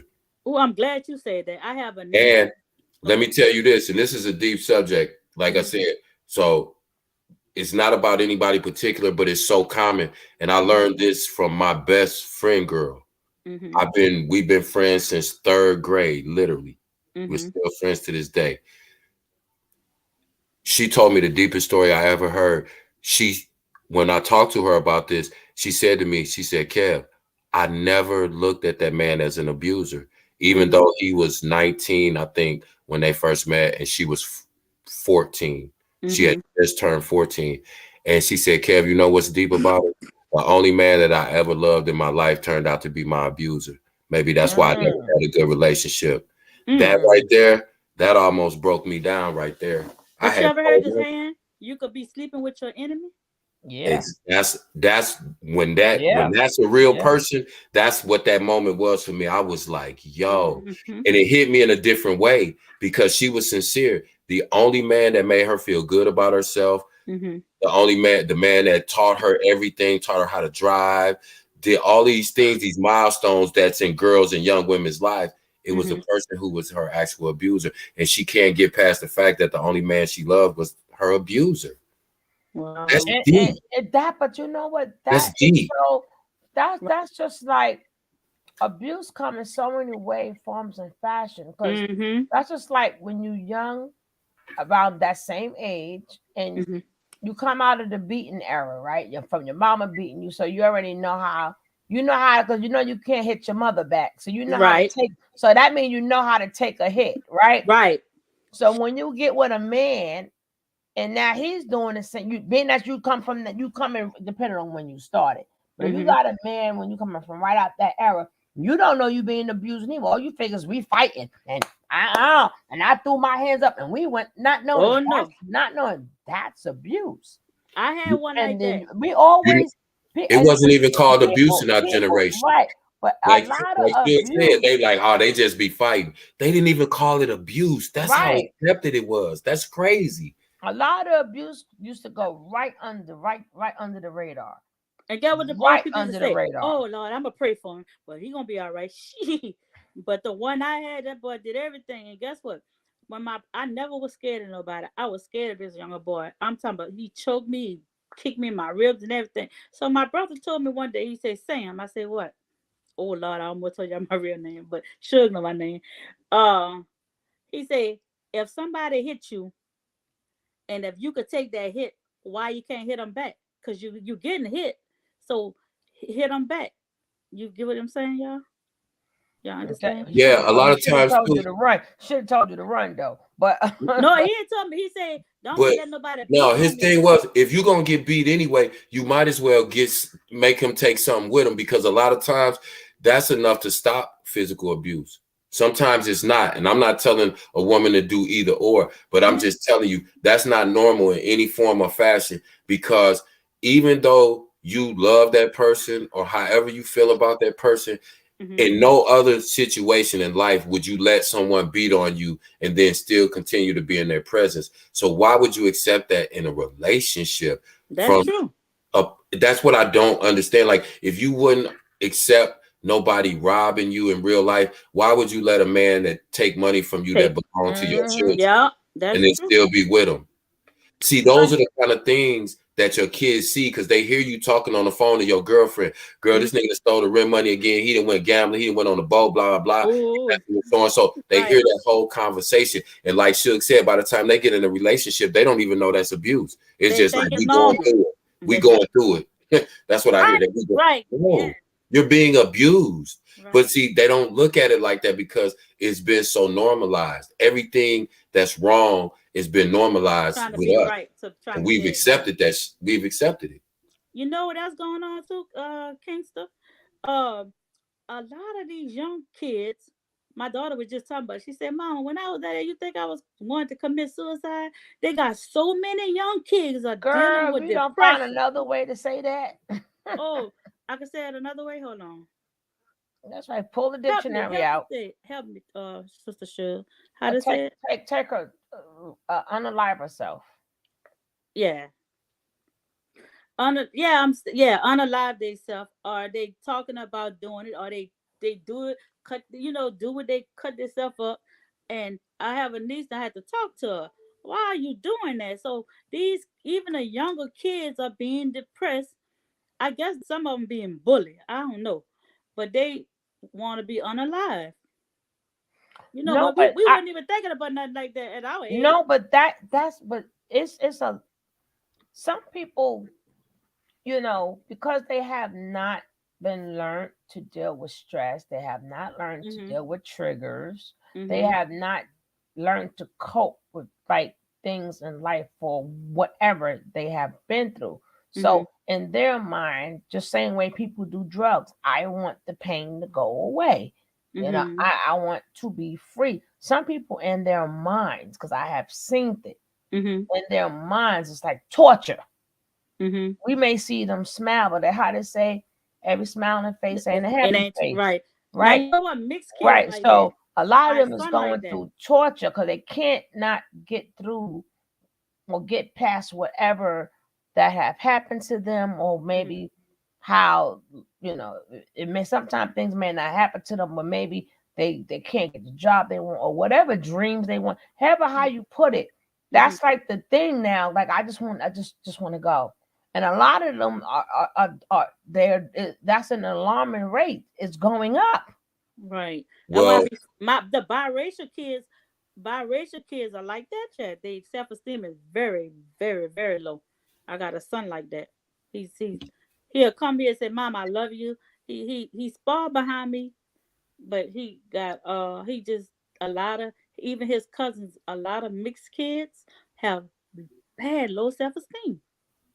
Hey, this is we got to talk about mental health too when it comes to these kids, because a lot of times we don't think about mental health when it comes to our kids. But They're human beings. They're people just like everybody else. So we don't like to think about our kids suffering from mental health issues, but a lot of them suffer from mental health issues early, and Right. we don't recognize it, and we don't have it diagnosed as such because we don't want to deal with the stigma that's attached to it. But what ends up happening is you have a kid that doesn't feel like they have an outlet. Like there was just not too long ago, this was maybe a month ago, an 11-year-old ended their own life being bullied. And it's not just one thing. And you got to realize there had to be a lot of things going on in that child's life, and we don't factor in mental health when we think about a lot of these things that kids are doing too. There's a lot of kids in our community that are undiagnosed that suffer from tremendous mental illness, whether it's anxiety, PTSD, or whatever. And, they still have to live in this world. So there's going to be triggers. So we have to understand that whatever it is, no matter how uncomfortable those conversations are, we got to start having them because you got to talk what we've been doing ain't working. Yeah, let me tell you something. Some kids have seen their mother beat so bad when they was young, right? Because I used to always be like, I used to always sit back and I used to be like, damn, why people always want to fight all the time? Like, God damn. I'm like, then I thought about it. They're not fighting the person that is in front of them. That's not who they see. So you may think why they always picking with me. They're gonna pick with anybody because they not seeing. They see the person who they couldn't beat up when they were younger. So now everybody got to get it. That's true. So that's why you see a lot of young girls. They be ready to fight at the drop of the dime. But it's right. And I'm gonna tell you something. Like you said, it's what you see. It's what you take in. Because when we were talking about kids and their rate of taking their own lives is skyrocketed in the last 10 years. And because I'm a vet and because I work with vets, this is a statistic that is like burned into my brain. When I first started working as a peer counselor with vets, I found out, we all know it's 365 days in a year, right? 7 veterans every single day, 365 days out of the year. So you do the math. 7 veterans take their lives every day. Every single day. Believe that. Every single day. And it's not because of what they went through in their life. It's what they saw and what they took in that time that they were in combat for 8 months or 2 years or 4 years. When you take in something like that constantly, like I was talking about, be careful what you take in on social media. Of course, that's a different situation, but the stress, it's becoming the same situation now. It's sad to say, but it has become a war zone. Right. So because anytime you could send somebody to do this and do that, or you don't know these people, but you ready to beat somebody up for them and do this and do that. So it is because matter of fact, that's why they're changing up a lot of social media, because a lot of people themselves are unaliving themselves because of social media. Because of social, exactly. How many people have you heard just in this sector say, I had to take a break from social media for a while because this stuff got to be too much? This isn't even their life. Matrix. It's the matrix. It's just the things that they're taking in from talking about somebody else, a person they don't even know. But that's why I said we have to be careful about what we take in, because we give that back out to our kids, to our family, to our mate, to the world. It's so like, go ahead, Sugar. It's like even if you're watching it, right? You got to know when to say, okay, this is just entertainment. Don't watch it all the time, number one. But you got to leave it exactly where it is. Like, it should be nobody on this that's your superhero that you don't know. It should be nobody on here that you know what? Oh, I like how. Why? What would make you like? What is it really about them that would make you destroy somebody or make you like? What have they done for you that would really make you do this? Like sometimes you have to really start checking yourself. Like Right. what is it? Something in your? I don't know. If it was your childhood or like I don't care who it is. Yeah, Like you I have to said, check it's your either mental health. building. You do. It was either build or destroy. So if Right. you put any part, you got to pick which one you want to do. You want to build or you want to destroy. And if you choose to destroy, now you got to ask, so why am I like part of destroying? And you got to ask, so what did that person do to me? Them two are beefing. Right.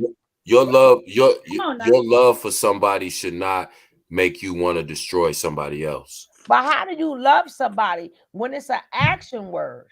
Exactly. It's an And action word. So how do you not to see if you spoke to them or no, like if you've been in the chat and you knew each other for a while and y'all said kind words to each other, but how do you see somebody that's a creator or something? What have they done for you that make you say, I'm gonna help them do this or I'm gonna help them do that? When them two is beefing, they can't handle it. but Well, it's that Right. need, for us to be a part of something. And so if you feel like you the part of the biggest baddest team or the biggest baddest crew or whatever, that's enough to motivate people. But again, you have to hey, look at the mental Jamal. health. What's up, Jamal? You have to look at the mental Hi, health Jamal. involved with that. What makes a grown adult person want to be accepted so much that they would do something that they know is morally wrong just to be a part of a group? For somebody who will never do nothing for Or you. somebody that would Right. not do the same Like if for you you. ever had to Who be don't even paid, respect you, they actually. not gonna say, well, you got like 1,000, 2,000 people in your room. You think they can't go to everybody, oh, you all right, you okay? You need, but they expect for you to do it for them. Right. But when you going through something, they can't be there for all 1,000, 2,000 people. However, Hello. how many people in your room? You could have 2 people in your room, but they could not even live. So sometimes we putting our energies in all the Into wrong places. Come on, and somebody. that's why our community cannot rise. That's Right. just like when like people, especially when you look out for them and stuff like that, they don't see it as a thank you and let me pass it on. Right. They see it as I use you. You owe me that. You owe me that. I use you, and guess what? When you reap what you sow, people just don't realize, and it don't have to be you. If they don't, if you can sow, your child can sow, cause what you did, or your family, people don't understand. That's a big old punishment. And you got to think about too. We want to You gotta think instill about the morals fact and that respect in our children because we want our children to be better than us. We want them to do better for their own family when they decide to have as well. But think about it like this. People always act like they're so busy, right? If you sit up and watch a person's live every day for anywhere from 4 to 10 hours every single day, and you're sending them your money, think about how much time and how much you could put into your kids if you spent that money on your kids and you spent all of those hours that you spend on social media with your kids. That's true. I'm just saying, That's deep. even if they spend, think about Energy. the amount of time that certain people spend on social media doing nothing but negative things. Drama and hurt people. Think about if you just said one day you woke your kid up in the morning and say, listen, we're going to hang out all day.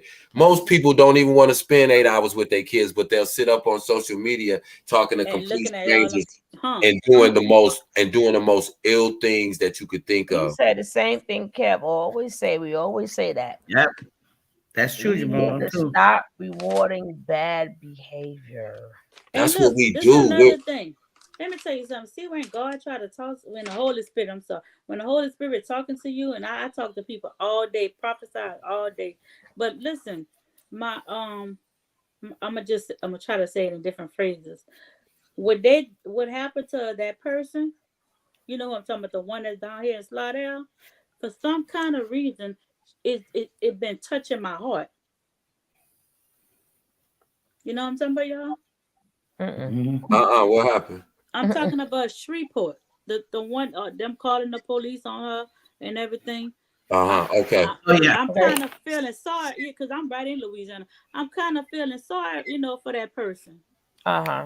Because you never know what a person going through, and or sometimes a person just need one word, and that'll help them for the rest of their life. So that's why people got to be careful what they do. You know what I'm saying? Because but that's why. But the thing is, nobody's not going to come.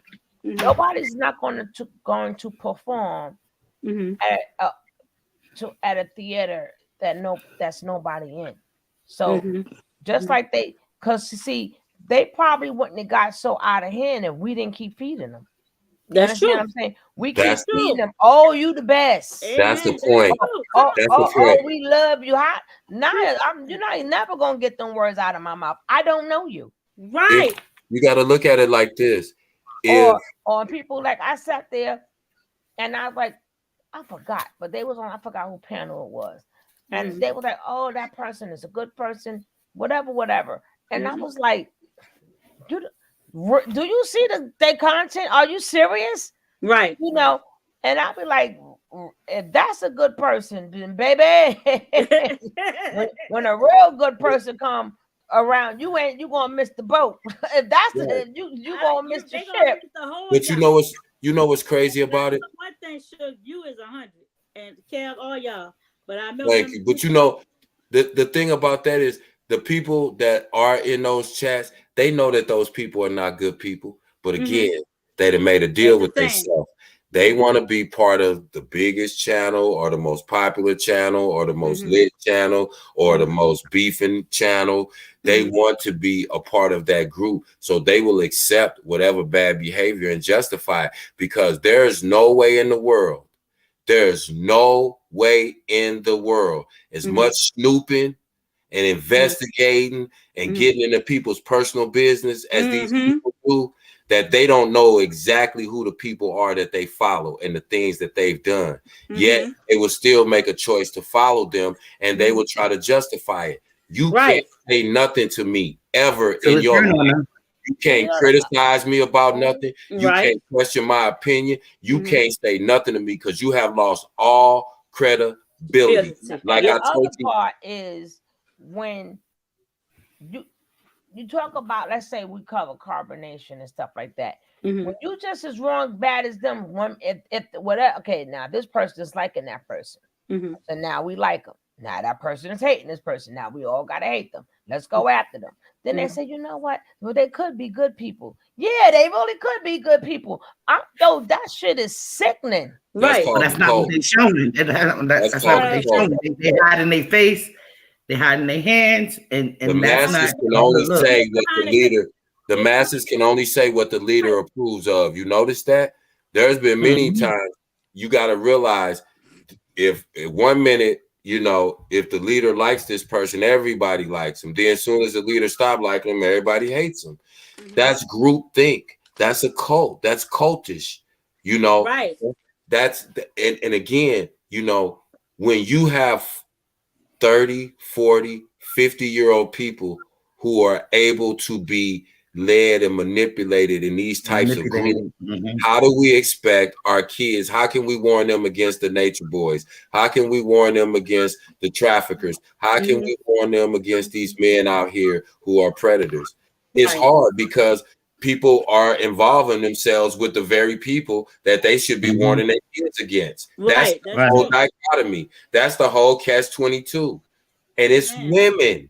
And it's women. Yes, like the mammy. Women's. I can't stand Women's. That's like that stinking mammy. I can't stand them mammies. I can't stand them pink fellas. Not all of them. I can't. They all will be in the master house. They just get me sick. The hyena. Women. Like the one I call a hyena. She get me. They all get me sick because they up there sitting up there. Just because that fits their agenda, they're gonna find what Marcus Houston did was right. And I'm like, no, you need to do your research. Right, before they get on that microphone. She did her research. She made a bargain with herself already. She knows exactly what we know. You think she didn't see it? Of course she did. She's more intimate. She has more intimate knowledge than we do. That makes it even worse. But to spin a narrative, but just so it could spin a narrative, what he did was right. Because and it benefits, because it's going to benefit her financially to say what she's saying, as opposed to standing on what's right. She's not getting a dime for saying what's right.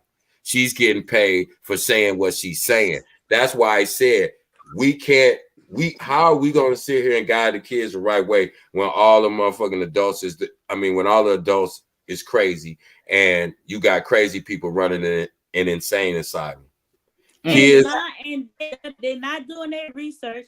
A lot of them, excuse me, but they lying because they calling. Listen, Faith, if we know, do you think them people that actually know them, do you think they had to do some research to find out the stuff that we already know without even doing no research? They know. That's what I'm trying to tell you. That's how deep the evil goes. Right. People will justify whatever it is. I don't care how bad it is, as long as it benefits them. Look how many people had to make a bargain with themselves and justify things that was around R. Kelly. Think about. I'm glad. Think about how many grown people. Did you see what's going on with Cal? Baby, guess what? They finding out that all of them kids was adult kids, and a mama was texting him. Oh yeah, it's out there. Well, it's a whole lot. But it doesn't excuse the fact that the men still slept with a lot of underage girls. But they looking at, they have no tapes. Some of my people went to the courtroom. They don't even have no tapes of that. Listen. That man know it's been established. We're not going to debate that. It's been established in 4 different states: Florida, Chicago, New York, and I forgot the 4th city. But he in jail for RICO, and the Enterprise. And listen, Faith. We're not going to debate. R. Kelly messes with children. Period. That's the end of the story. He messes with children. That's why he's in jail. RICO is just a collection of all the charges put together, but all of them relate to his handlers and his helpers to the violation of an underage girl. Mm-hmm. Yeah, quite a few of them going to jail. One guy going to go to jail now, doing manage his money. Don Russell going to jail for something. He going to jail for something else. See, people got to remember, just like how it is in the street, right? Mm-hmm. Let's just say this how. Like you say, you reap what you sow. So let's say he's innocent of what that could be anybody of what he's in jail for. But no, that's common way of paying your ass back for all the things you did do. That's like a lot of people in jail. You did get caught for and a lot of men have admitted it. For all the stuff that I did, I ain't do this, but I deserve to be here. A perfect example is Nature Boy. He didn't get locked up for all the stuff that he should have got locked up for, but whatever he's locked up for, and ultimately he deserved it anyway because of the things that he got away with. Right, and they add that. You find out about the other charge they add on, but they sure ain't letting him out. But you know, you got no, they trying because Lisa just put something out there today. That they said one of his amendments that they didn't follow one of his amendments with the speedy trial and how he been in there over a year and they didn't give him a trial date. That's right. True. So now his lawyer is trying to get him out of it. But Nature Boy said out of his own mouth right before he tore Malia's ass up. He said anybody in jail belongs there. He said even if they didn't do it, he said that right before he tore her, before Malia's ass ran away, the 6th Amendment, right before his ass, before Malia tried to run away, and he made that speech, and right after that, his behind ended up in jail. I was on the line when you went. Let me ask you a question, Faith. So in all fairness, if they let R. Kelly out of jail tomorrow, would you trust your underage daughter around R. Kelly? But I trust my underage. I ain't got no underage. But I'm saying if you did. If I had one. Nobody, you know what? I really support him, so I don't know how to answer that. because So that's a yes oh, or no. okay. Would you leave your underage daughter with him alone? Not supposed to, but that's what the parents was starting to do. And come to find out, the Jennifer by June, you gotta go and look and read. No. Okay, so let me ask you a question. That's not the question. The question. Oh no, I wouldn't.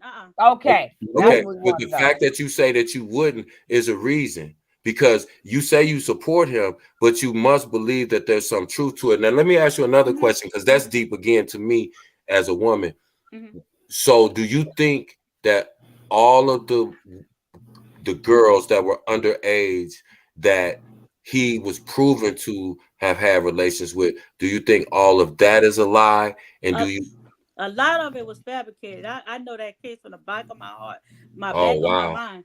Some of it was fabricated. Oh, wow. A lot of stuff. Well, No, I'm not saying that. I've said it a million times. No matter what a man does, there will always be a woman there to make sure that he has a soft landing. You have to. I mean, why do you think that all of these people would make up stories so horrific about the fathers coming out and saying that that person should not get no time. The Jocelyn, that not Azriel daddy, the one that got R. Kelly, the one that R. Kelly bought the breast for and all that, and was with her for 5 years. Her daddy coming out, the Savages coming out and saying R. Kelly shouldn't be in jail. And so you really believe that R. Kelly is innocent of all the things that he's accused of? No, he's not perfect. He's not perfect. No, I ain't asking you was he perfect. I'm asking you, do you think he is innocent of the things?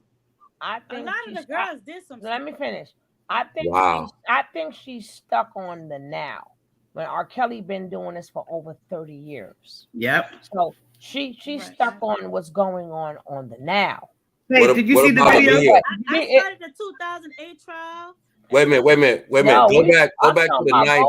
What about Aaliyah? What about Aaliyah? We know for a fact, because there is a marriage certificate. We know that marriage. We know that marriage was annulled because Aaliyah was underage and she lied about her age on the marriage certificate. So, and besides that, Dame Dash said himself. So knowing that, if they're gonna get him, well, we say that. We always say, where was the parents? No. I asked you a specific question. That is true. You're not bothered by the fact that R. Kelly married and was having relations with an underage girl, being Aaliyah. That's what they. But they Marcus Houston right now. Wait a minute. Hold on. I want to hear her answer. Huh? Mama, them say that. I'm not talking about her mama. I'm asking you: is it okay for a 38-year-old man to have sexual relations with a 16, 15, 16-year-old girl and marry her? Bye, Martin. Goodbye. No, the thing is, Dame Dash. Those are facts. Those things happen. That happened to me twice. Wait, 3 times. The R word. So I know how to. I'm a victim of that. I know for sure. But a lot of the stuff that some of it could be true, but a lot of this stuff they didn't find out that it wasn't true. Okay, but we talk about the stuff that's true. But I'm gonna get off that because let's get off of that. I wanted to ask her a question, but okay. Yeah, we're gonna get my young kids. I wouldn't, and they shouldn't have been at no concert when they're supposed to be 18 years old, and their mama bought them in that concert. Under 18. So the marriage certificate was fake. Again, right? Because again, we're gonna leave that alone because that's a fact. The man is a pedo.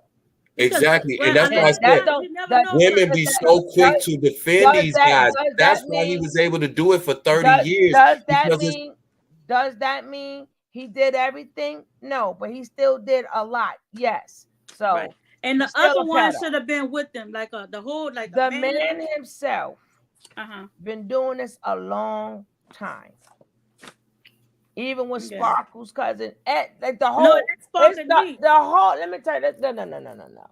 Just like anybody tell you back in the days, if everybody's saying the same thing, everybody ain't lying. You're not bothered by what he did to Sparkle's. You're not bothered by what he did to Sparkle's niece. That's caught on video, so that can't be a lie. It's on video. What happened? No. Listen, you don't have to tell me. The video is out there. Are you okay with the fact of a grown man urinating on a Not child? messing with no child. No. Urinating on a child. But the girl Wait a said, minute, hold on. Listen, that's a yes or no. Are you No, okay with a grown man urinating on a child for whatever reason? No. Okay, he did that. So how can you still then turn around and say you support a person now, a grown man? Not for everything, for his due No, process. not for everything. How could you support any man at all on any level that you know was a grown man and urinated on a child? And How guess could what? you support him in any way? I heard about that tape, but As a woman, how could you heard about keep it? trying to make I excuses? know, They tape. It was in court. It was in court. I know, but they didn't play that part. Trust me, the Bosky was No. Okay, You're not I'm going done to part. talking. Wait a minute. Can I say something? Can I say something, Hannah? But I know what y'all saying. I got my hand up. We seen it. I What had it no is business that watching it. What? I want to say with faith, you have to make a distinction between the music that we all love. I'm not excluded. Music that the man that made the music that we love, and then the other face of him being what he do, which is wrong. Right, I understand. You can love the music. Don't get me wrong. Some people I stop really listening to it, but every now and then I have to read the words because I don't want no shicey stuff I'm singing in the music. Right? It's not even that it's R. Kelly. It's that it's any grown man who would do something like that to a child is a pedo. Right. That something is wrong with him psychologically. I'm not going to sit here and try to pick out the good things about him. If he did something like that, I want nothing to do with him, no matter how talented he is. If he's the garbage man, if he's my insurance salesman, any grown man who would do something like that to a child is disgusting. And I'm not going to find any reason to like them. And I'm done talking. I'm on mute. In the court, you know what the girl said? She says her and her auntie slept with him. The girl put her auntie under the bus too. All right, this is not a but he tried to throw this to the bus. I don't care what they both did. No, it wasn't me. You keep going over the fact that he urinated on a child. You're making excuses for a pedo. You have to come to grips with that. No, you keep saying both of them slept with him. Does that change the fact that he urinated on this girl? Listen, you keep saying you keep either or. No, he did it.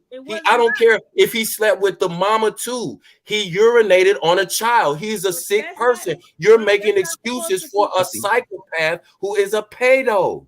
Well, no, I don't. That's crazy. I don't adorn in that, but I was in this case since 2019, and I did a lot. You gotta go further back, girlie. You gotta go further back.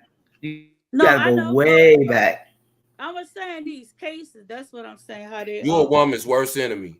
I hate to say that to you, but you're a woman's worst enemy. You make excuses for the very men that we're trying to protect.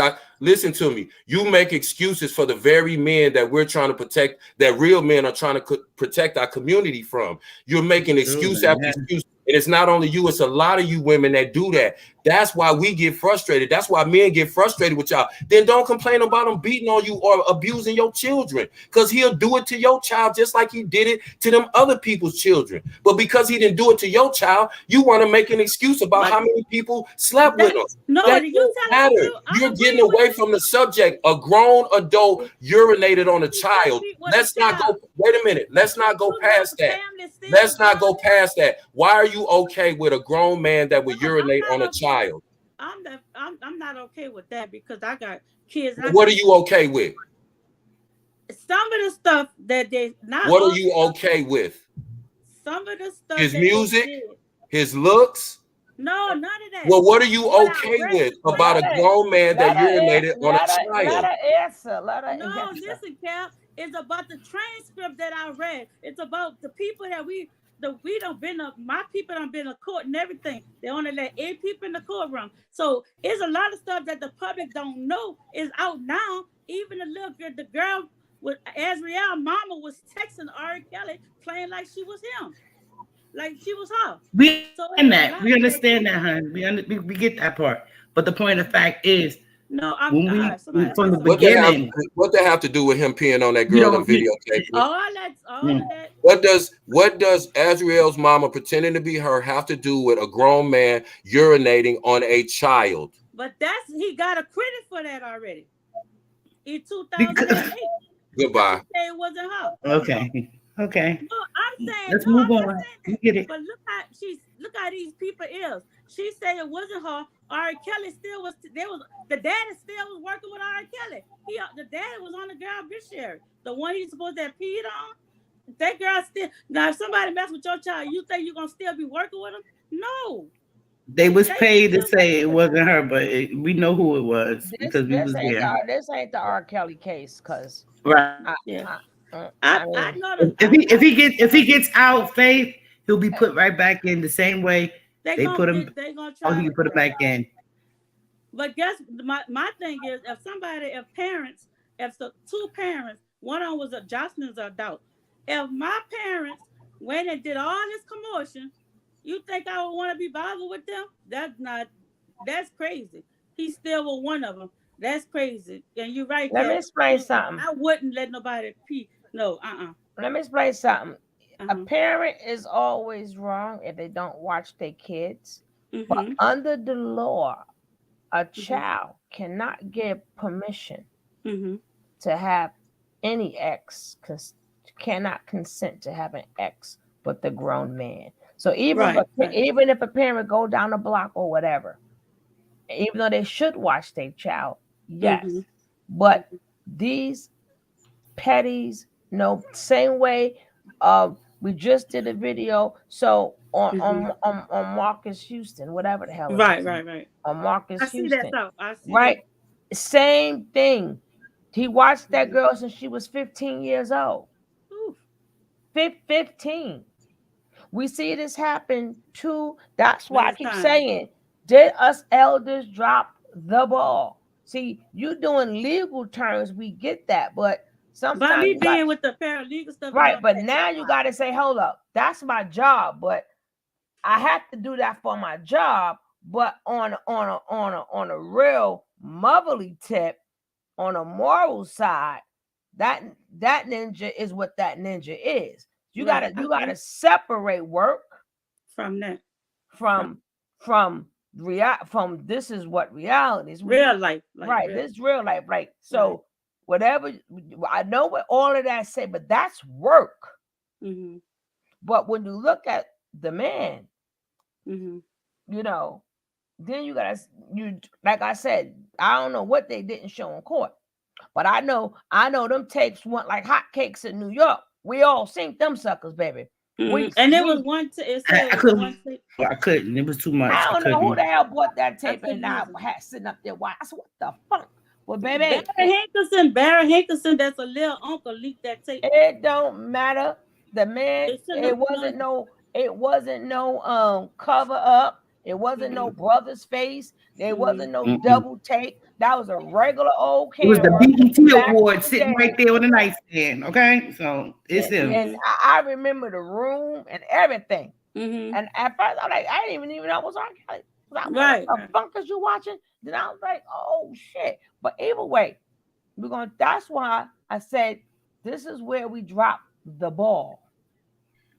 This is why abusers always have a safe, comfortable place to land. When they get out of jail, they don't change their behavior. They just find a woman who will accept it and make excuses for them.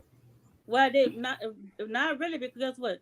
The same woman, the parent that spoke out, he still engaged her. So that means all them people went and did all that, and you still trying to. That's the only part. You still trying to be with her, and you been in all this trouble. I'll be trying to, if I'm trying to do right. He got him in trouble.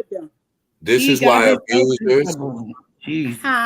This is why abusers of children will always have a place to land, because they will always find another woman who will make excuses for their behavior. And that's you know true. What? It's all the way down. I agree. It's all the way down the line. Because even the mammy I was talking about today, what was she? A woman. She skipped by everything that man did Only thing she heard was, yeah, the woman is too old, and that's why they like the younger girls, because they're more moldable. And the older women, oh, they too independent. Oh, they had They every jealous. excuse. They had The older everything. women I'm like, jealous. right. Now like this. Well, he was 18 at one time. And then the girl, why he didn't meet a girl at 18 one time and mow her? She was 18. You understand? But and every time I watch these mammies, right, it's the same fucking thing. Go Sorry, around. DT. I understand Same what you're thing. saying. They see what they want to see, and they hear what they want to hear, and they just you understand? Sometimes you got to be moral, and I'm like, there's no way you're going to tell me that you're speaking upon you're speaking upon this Marcus Houston guy and not know that he groomed that. Oh, what? Here go. Well, you send kids to Hick. I'm reading the people in the comments. Everybody got excuses, and like Cap said, until that shit hit home. Hit home. That's true, Cap. I guarantee you, all that law shit go out the window. Then I guarantee you, that's why people was right is right. Somebody just said it was right is right, is wrong is wrong. Some shit is just wrong. Yeah. It's just wrong. And then that's why this beef sector is the way it is. And because you got people that likes the character, and then they don't see what they're doing wrong. And then the next minute we say, you're gonna reap what you sow, and that's not right. Okay, so that you can't have selective outrage. Right. Yeah. So, Cal, can I tell you something? Cal, I think for somebody to have two girlfriends, that makes me think like a court. How you say a court? It could just be poly. It don't have to be a court. It could be poly. Okay, so is that a good thing to have a cult? Then that means he's a narcissistic manipulator if he has a cult and he has multiple women. Yeah, two girls, two. So that still doesn't make him a great guy. But I'll just say this. If you go all the way back to, this is how you know he's a pedo. Because after the whole Aaliyah situation, again, we're not going to argue that back and forth. We know Aaliyah was underage. We know that. I'm listening to you. He didn't get canceled. People still bought his music, right? So he's like, it's okay. The people around him said, hey, it's okay, long as we keep it undercover. So then it went on. Now, if you were accused of something like that, way back with Aaliyah in the 90s, wouldn't you make sure that you were never, ever in a compromising position with an underage person, especially after you dodged that bullet, if that really wasn't your intention? But how is it that you keep finding parents who are so willing to leave their children in your care? If that wasn't your preference, you would make sure you stayed away from children if you really didn't do something and you were accused of it. But the fact that he keeps ending up in these situations tells me that you only resonate to what is familiar to you, what you like. That's true. So he's not going to keep finding himself in his position. Again, we can talk about how neglectful the parents was and all of these things that we did. But when you have that conversation, you disrespect people who are victims of these people, because what happens is, what makes it seem so much more powerful, you don't hear no men jumping up defending R. Kelly. You know why? Because we know. It's always a woman. It's a woman who posted his bail when he got out the first time. It's women down there holding rallies and signs talking. No, that was men. That was a man. I just want to say one thing, y'all. Can I say one thing and drop down? Because I really enjoy y'all panel and y'all conversation. Yeah, we got 15 minutes. I'm going to bed. Go ahead. I just want to say real quick that I understand what you're trying to say when you're saying that some of the things are fabricated. You know, I understand that, but at the same time, I don't understand, because if even one person was violated, even one child was violated, even if a child was 16 years old and they told him that they wanted him to urinate on them, that he was still assaulting them because they were not old enough to make decisions with a sound mind for themselves. That's where coercion comes into play, because you can coerce a child with money who come from a bad home, come from a certain situation. So even the girls who thought that they made the decisions on their own, they still were not adults, whether they said they wanted to or not. That's one thing. And then also, no matter what, because I know that, okay, yeah, some parents did come on board and say, oh, you need to do this. Okay, well, I understand that. But it doesn't matter if it was just one person 20 years ago. I still want to listen to music. You know what I'm saying? Like I still couldn't do it. And I will say this last thing. When I was working at the Family Y, R. Kelly would come in town and he would play basketball at the Y, right? And when I was working there, I used to work in the daycare part, watching the kids, but everybody had came out and watched him play basketball because, you know, he was in our town and that's what everybody do. They come watch him play basketball. And these are facts. When we was on the way, they came back through the daycare. He had to go out the back way, so they got to come through the daycare part. Don't ask me why they did that, but he had to come through the daycare part to get to his bus on the back because he was in his bus. And when he walked past, I felt him looking at me, but I was scared. I was literally still like, I can't believe R. Kelly even in this building. One of his guards asked me how old was I? It was like on a low thing. He wasn't looking directly at me. He was standing by me, but he was looking the other way. And he said, how old are you? And I told him I was 15 because I had got this summer job. I was 15. I tell you, when I said the words 15, that motherfucker went past me so quick, like almost like he was never even talking to me.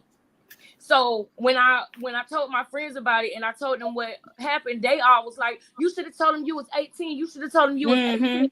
So I'm trying to let you know with that being said is that I understand that some people were preying on the situation because they knew that he had a weakness, but it doesn't matter. The friends still, you could tell, I knew that they wasn't lying when they said that the man came and got them or got their phone numbers, because that's what would have happened if I would have told that man that I was 18. He wasn't asking me for himself. Or the people, the other well, people. First of all, he knew you wasn't. He knew you wasn't of age when he asked me. When he asked you. When you gotta ask somebody what's their age. Not. Well, my thing is, I don't care if their mama brought him there. I don't care if their mama left him at the door. Right. And your job is to go no. No. You are not no. See, you gotta turn. If people want me dropping a bunch of kids at your door, if you ain't let them know, this, hey, come on in, come on in. You nobody could just set you up like that unless that's how you live. Well, there's nobody going to do that unless they know that's how you live.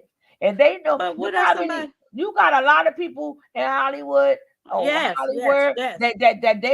they don't play that. Right. Why they didn't do that to everybody then? Why just him? Because they know that's what he do. I don't care. People, they got a lot of people a lot more richer and talented and everything than R. Kelly. They'll let you know. No. You got a lot of them. He ain't the only one who have done it. He's not the only one that's guilty. I mean, that even goes back down to Elvis. But still, we got to call a spade, a thing. Nobody. How they gonna set you up if they know you don't play that? Right. And they don't need for me to set you up if I know you don't like young girls. They set you up. That's just like if they know you are alcoholic. The same way. Okay, what was that, man? He's supposed to have stopped drinking or whatever. And then next, they went on the drink tramps. And they knew he wasn't supposed to have the alcohol or whatever. And they still got that man drunk. Why? Because they know that's who was it? That was like his weak. They know that weakness. Who the hell was it? And they just stopped drinking and he was tore up. I forgot what artist it was. But the one who played the basketball, Chloe ex-husband, Lamar Odom. Oh yeah. Now they all knew what Lamar Odom went through and everything. Now why, when Floyd Mayweather went there, they had that place aired out. Floyd Mayweather, I don't play smoke. And Patty LaBelle told him, y'all can smoke, y'all can do. What I'm saying. She gave them the option, but I'm saying they know people who you ain't doing this.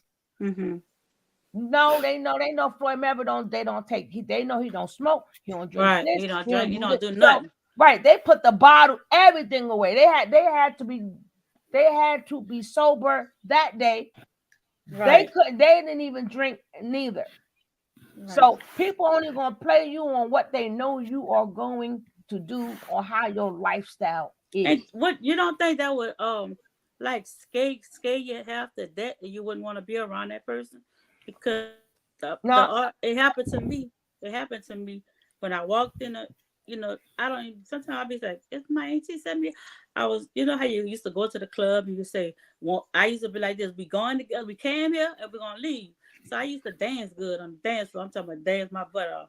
And so I walked in I told my I was looking for my auntie, so I walk up in there. So as soon as I walk up in there, the guy grabbed me. He had a gun and everything. And I was afraid of this. I was afraid of this person, and didn't want to be around him. yeah, but a lot of times, like I said, people know your vices Mm-hmm. and they're gonna give it to you. Like Just I like them said, weird uncles. And You don't I know was right, about scared to go to the police. right. I was People what you're scared. people around. know your vices, and they know that's how you get down. That's what they're gonna bring you. So if And they I let ain't you never. get I was down, tomboy, so they wasn't yeah. that. So I People mean, was sick. that's just like any parent they want could come. Mm-hmm. What's up, my baby Dior? Any parent they want, they Mm-hmm. know that they ain't bringing their kids to my house. I'm not watching them. I'm not Oh, doing right, it. right, People right. always know what you're not going to do.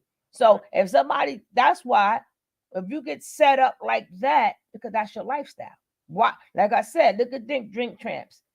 Mm-hmm. Even when they had Farrakhan, when he went on the Breakfast Club, they Mm-hmm. took all them bottles. You ain't see not one liquor bottle in there. And these Mm-hmm. Everything up you saw they was re, pertaining to they Farrakhan. they re, Everything. they Mm-hmm. removed everything. Mm-hmm. Can I So say one more thing real quick? mm-hmm. Mm-hmm.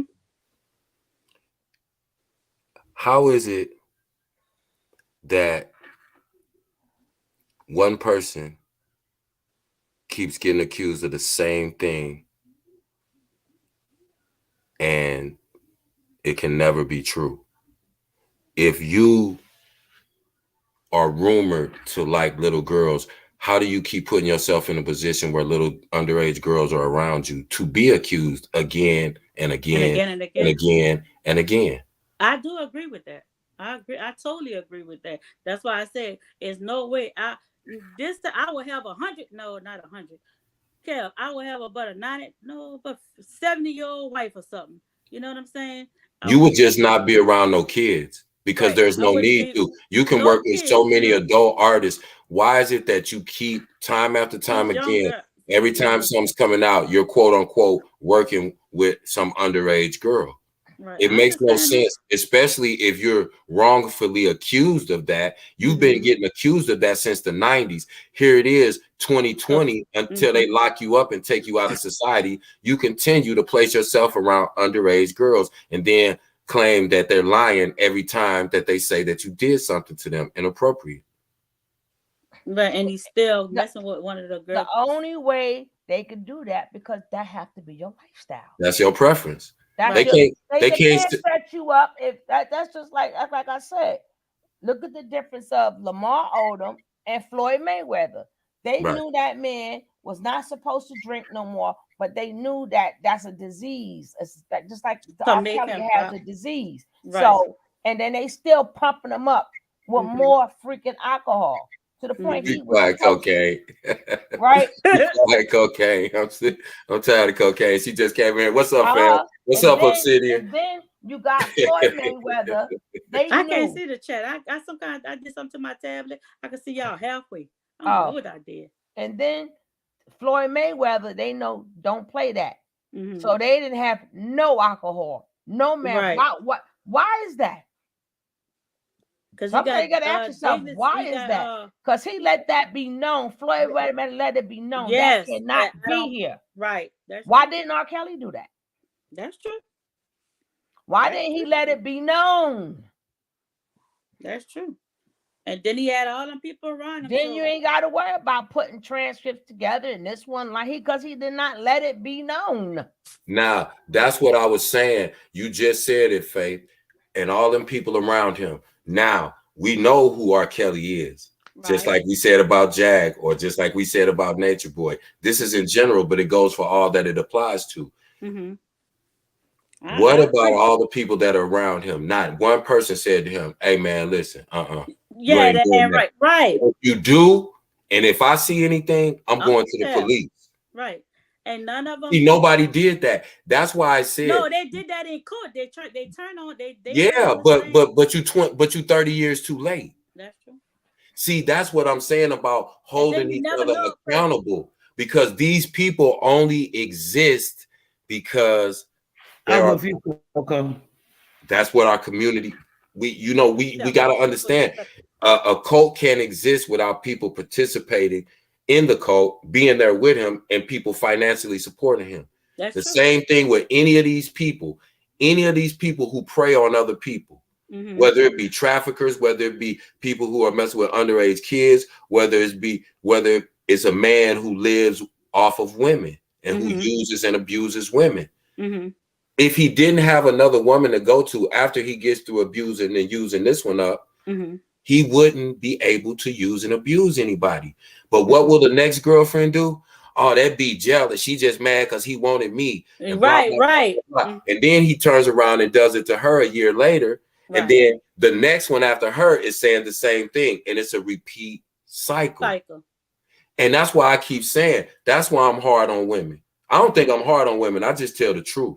No, you. It's like I tell the truth about men. I ain't gonna make no excuses. Right. It's embarrassing to put a lot of these dudes in the same category as me because we're the same species.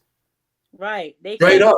Real talk. When I see these dudes out in public and the way they carry themselves and how ignorant they be acting, I just be like, wow, man, like what happened? Like I feel like I don't have no peers. I feel like it's not that there's nobody out there that's like me, that's in my lane, but we're so far and few between.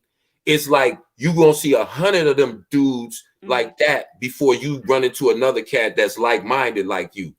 Then you gotta run into 200 to meet another one. So it's like that's what It's just the Holy Spirit, and that's and then it goes back down to the very old saying: if you don't stand for something, you'll fall for anything. You're gonna fall for everything. Everything. You gotta stand. If you don't stand, you're gonna fall for it.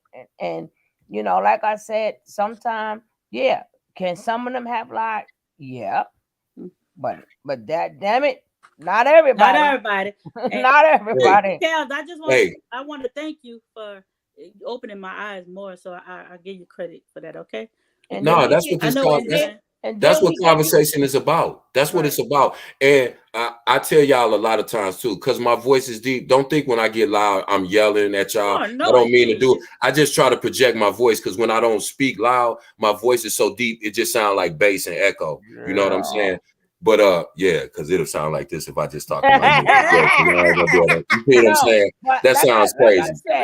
But that's why I try to project my voice. But that's what conversation is for. And thank you, Faith, because if you're not open-minded enough to follow through and go through with a whole conversation, then you may never come to an understanding. So we both came to an understanding. That's a good thing. That's a beautiful thing. Yeah, because like we get it. We know the job aspect of it. Like I'm saying, we get it. We know the job aspect of it. That's your job. Right. You know, but you gotta know when to separate that.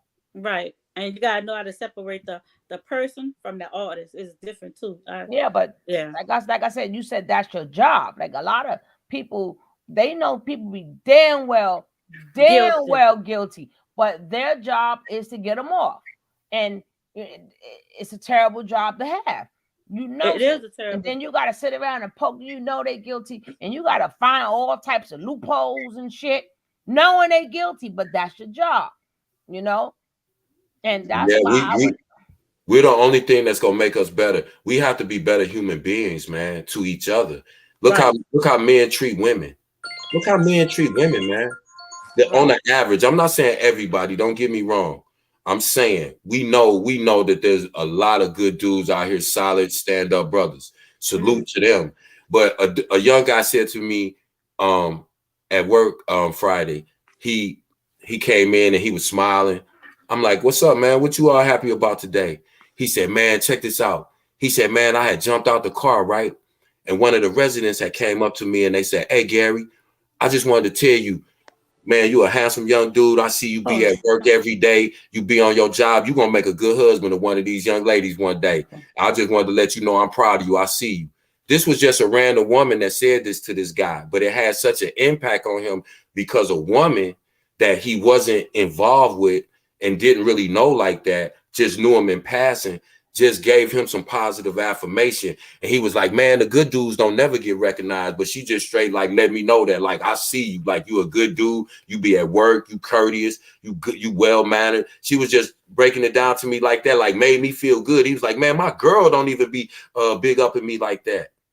And I was like, wow. But you know, that's the we have to, the guys that's not doing right, they got to be called out and held accountable. And the ones that's doing right, we got to support them and make sure that they feel recognized and appreciated, because you know, when the good guys feel like they lumped together with all guys, they like, damn, this dude out here doing X, Y, and Z. I ain't doing none of that, but they still lump me in here with them like I ain't no good because I'm a man.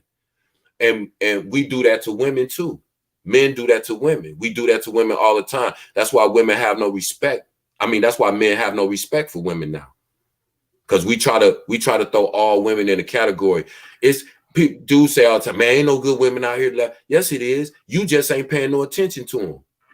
They regular. They basic chicks, basic bees, as that's what y'all like to say. Y'all, it's plenty of them out here, but you look right past them. You make them feel invisible because you don't tell them they beautiful. You tell some chick that ain't had a BBL and then spent the last hour and a half in the mirror putting her makeup on, call herself beating her face. You want to big up her and tell her act like she's the best thing since sliced bread.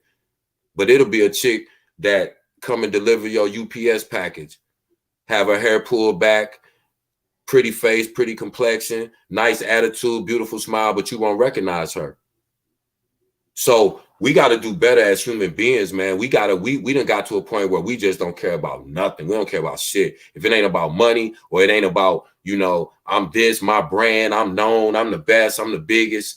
If it ain't that, it seems like we really don't care. Yeah. Kids running wild, our relationships is in shambles, our families are non-existent. How we gonna build anything? We can't build shit. We ain't even got a foundation. We ain't even got a foundation, people. We gotta, like Suge said, build and destroy. You either gonna build or this. I'm gonna find that lesson. I'm gonna start putting them lessons up. Just they ain't gotta watch the show, but they got it to where they got the letters there. And we really need to learn them letters. You know. We gotta realize sometimes we gotta tear down the old shit to build some new stuff. Mm-hmm. That's because why, obviously it haven't been working. What we've been doing haven't been working. We got to do something else. We got to do something different. We got to do better than what's been done, or else this is just gonna be what it is. We're gonna live the rest. It's hard to do better if you don't start within yourself, because everybody want to fix everybody, because by fixing everybody, you assume or think that you're fixing yourself. So then now you become a nuisance to the next person, and then they're gonna tell you to mind your business or whatever. So then that's gonna harbor more. Now, if everybody just take a little time and work on themselves, then you'll be a better human being. Like if you know all your shortcomings, or people have been telling you your shortcomings, instead of sit back and think about it. Man, do I do that? Do I do I really? Maybe I do need to work on that. Oh, damn, I really don't. I don't, because, you know, a lot of people don't understand. They'll tell you really quick, I don't have no patience, but when people keep telling you ain't got no patience, but you think it's okay. But you think it's okay. Yeah, you won't work on it. Or I hate when people say, I hate when people say, oh man, don't mind Uncle Walt, man. You know, that's just him. No, We don't have to accept Uncle Walt because he drink and act ignorant. We're gonna confront that and we're gonna address that, and we're gonna let him know that if you drunk and you out of pocket, you cannot be at family functions. You cause too much disruptions. What do you mean? That's just Uncle. So we supposed to accept that behavior? You know, that's why I said we got to decide what we want, man. We can't we just start making. I don't feel like I don't want him to listen. Yeah, Either and we that's want things to be true. right, either we want That's things to be true. right, or we're gonna accept them the way they are. Because that's true. How we expect to heal the whole, and this is why I don't be doing like them black conversations too. You want to heal the whole black community, but you can't even start with your own family. You can't even heal yourself, and that's the whole thing. I try to tell Let's people pick all the the whole time. entire black community. Stop thinking you're gonna help heal somebody. Most of us are not healed. How you gonna heal somebody else? That's like saying I'm gonna perform surgery on this person, but I haven't had any medical training because I feel empathy for them. That don't matter at all whatsoever. If you're not healed, you're not in a healthy frame of mind. So how can you heal somebody else when you haven't even figured out how to heal yourself? And that's not a knock on people, because we're all healing. We're all in different processes and phases. I can honestly say I can help someone at this point because I've reached a point in my evolution of me healing that I can look at it retrospectively, as opposed to me going through what I'm going through right now and then I'm trying to fix somebody else. That's not my job. That's out of my pay grade. God gonna figure that out. My only assignment from God is to figure out what's wrong with me and fix that. If I know that I'm impatient, how can I keep telling somebody I'm impatient? That means that I'm also not responsible, because if I know that I'm impatient and I don't address that, then I'm not bettering myself as a person. I'm not adding to the community. I'm part of the problem. And My then, impatience could cost my life or somebody else's life. yeah, and then a lot of times too, if people are not ready to be fixed, I'm not going to waste my breath on you. You understand what I'm saying? Because in your mind, you think you're right. Right. So it will be a waste of my breath. So I don't like, that's people you need to hold people accountable. To who? Because if they're thinking what they're doing is right and you keep saying you need to be held accountable, you're wasting your breath. Right. Because they don't hear you, because in their mind, they think what they're doing is correct. Sometimes people won't have to sit back. But like I was saying about like all these black people that's always look at our community. I always want to say to them, if you want to fix this, what we need to do as black people. I always want to ask, you speak to everybody in your family, just in your immediate family. I'm quite sure it's a cousin or something you speak to. So how you expect to heal the whole entire black community and be a leader for the whole black community when you're not even a leader in your own family? You have to do all your kids get along? Right. Are you get along with all your? Are they down with you? But people always want to run their fucking mouth like they're doing something. Nah, you just trying to look for fans or stands. That's it. Cause you supposed to lead by example. So we see all that. We ain't talking about that fake shit when you're in the camera, like how the 4 blind mice sit up there and like, no, you are abused. You're this, you're that. But I be wanting to say all the time, for all these smart, intelligent people who got all the answers for black people, but you didn't start with your own family. Right. And anybody that tells you they have all the answers, that's the first person to be leery of. Nobody has all the answers. We all have some of the answers. That's why we have to work together, because none of us are going to be able to figure it out by ourselves. But when we communicate with each other enough and put enough good ideas together, that's what causes change. But what we get caught up in, we looking for a leader. I was just always taught to believe a real man doesn't need a leader. How are you going to be a leader if you up under another man? Exactly. And then, first of all, Cocaine, you are 100% right. But see, we got to call a thing a thing. A lot of this wasn't about judging Jag. You had to judge her because that's what paid you. So a lot of them ain't give a F about her or anything. It's just that I made money off of her, or I made a page off of her. I got monetized off of her. So it wasn't even about judging if she's right or if she's wrong. Because it didn't matter. It didn't really matter. So the more people went in, if you have hate in your heart, the more you was going to benefit from it. Oh, that's vile. That's terrible. If you ain't never heard nothing vile or terrible before, I don't know what to tell you. And then you got to control, you're supposed to control your own feelings and your own emotions. You understand what I'm saying? And then you also got to be proactive and not reactive. And a lot of people put themselves in mess. And then now you looking for that lifeline to get you out that mess when you had no business jumping in that goddamn water. People want to jump in and they give you every excuse why they trying to say help. Well, I only jumped in the water because no, you didn't have to. Right. You know, and you know what I thought was so dope and what affirms everything that you say, Suge, and everything that you talk about and the atmosphere that you set in your room. When we were speaking about Jag and Jag came up, we didn't know. She hadn't spoke to Suge. She hadn't spoke to me. We didn't have no idea she was in the chat. She was listening. She came up, right? And she said to us, I hear what y'all say about me. And I'll be cracking up. Here's a person who everybody in the world was dogging out, saying the most hateful things. We called her out on the things that she was doing wrong, but we did it in a way that even though we were talking about her, she understood where we were coming from and said that she appreciated that and she respects us and she loves Suge. That's what she said. Because she knew it wasn't personal, but I want to say what the fuck I see. That's what she said. And that's how we know that we can talk about things and we can talk about actions and behaviors, but we don't have to be cruel and mean and hateful to anybody because that's not what it's about. I believe, honestly, we can say we didn't make no money off of Jag. We talked about Jag just like everybody else. We did our job just like everybody else as part of the job.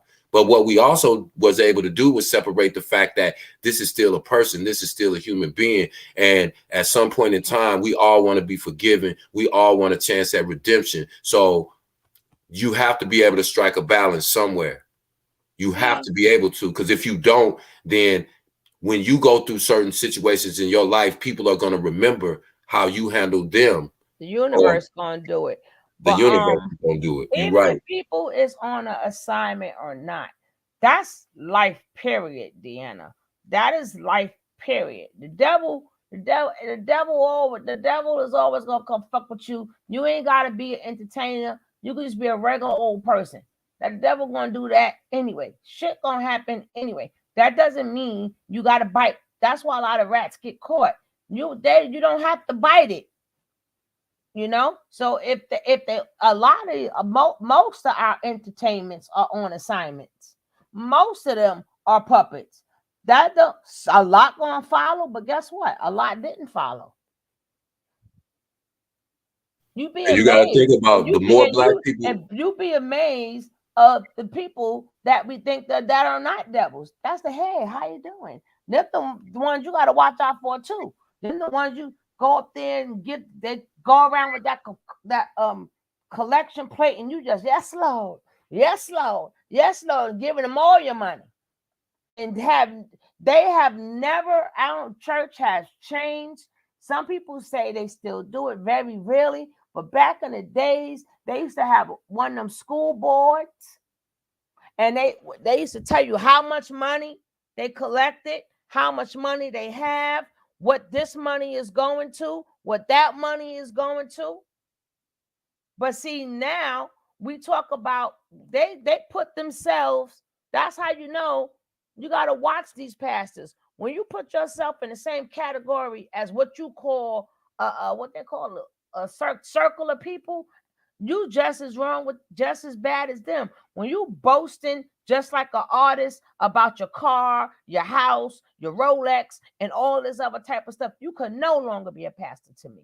Because I even tell you in the Bible not to do that. And you're a pastor. So why are you flossing when you know it's poor people sitting up in your in your church? That's why he got robbed. And guess who robbed him? A poor person. But No, on but I'm the talking about. I know what you talk about, but yeah, but a but lot no, of them, I know what you're a saying. lot of them are doing that. Oh Like, yeah, I like know. said, like the one that was in court. Oh, I needed this belt for this. Oh yeah, a lot of That them. one, Yeah, I David needed, Taylor. I Yeah, he needed this belt for this. $1,500 And Gucci belt. I needed this coat for that. Yeah, he And, sweat through his clothes, so yeah, he I needs. sweat. He used to like Creflo until he said he wanted Hey, you plane. know, we watched that. That was the funniest thing. Oh, Hey, what but you said, Miss Ryan? I said I used to love Creflo.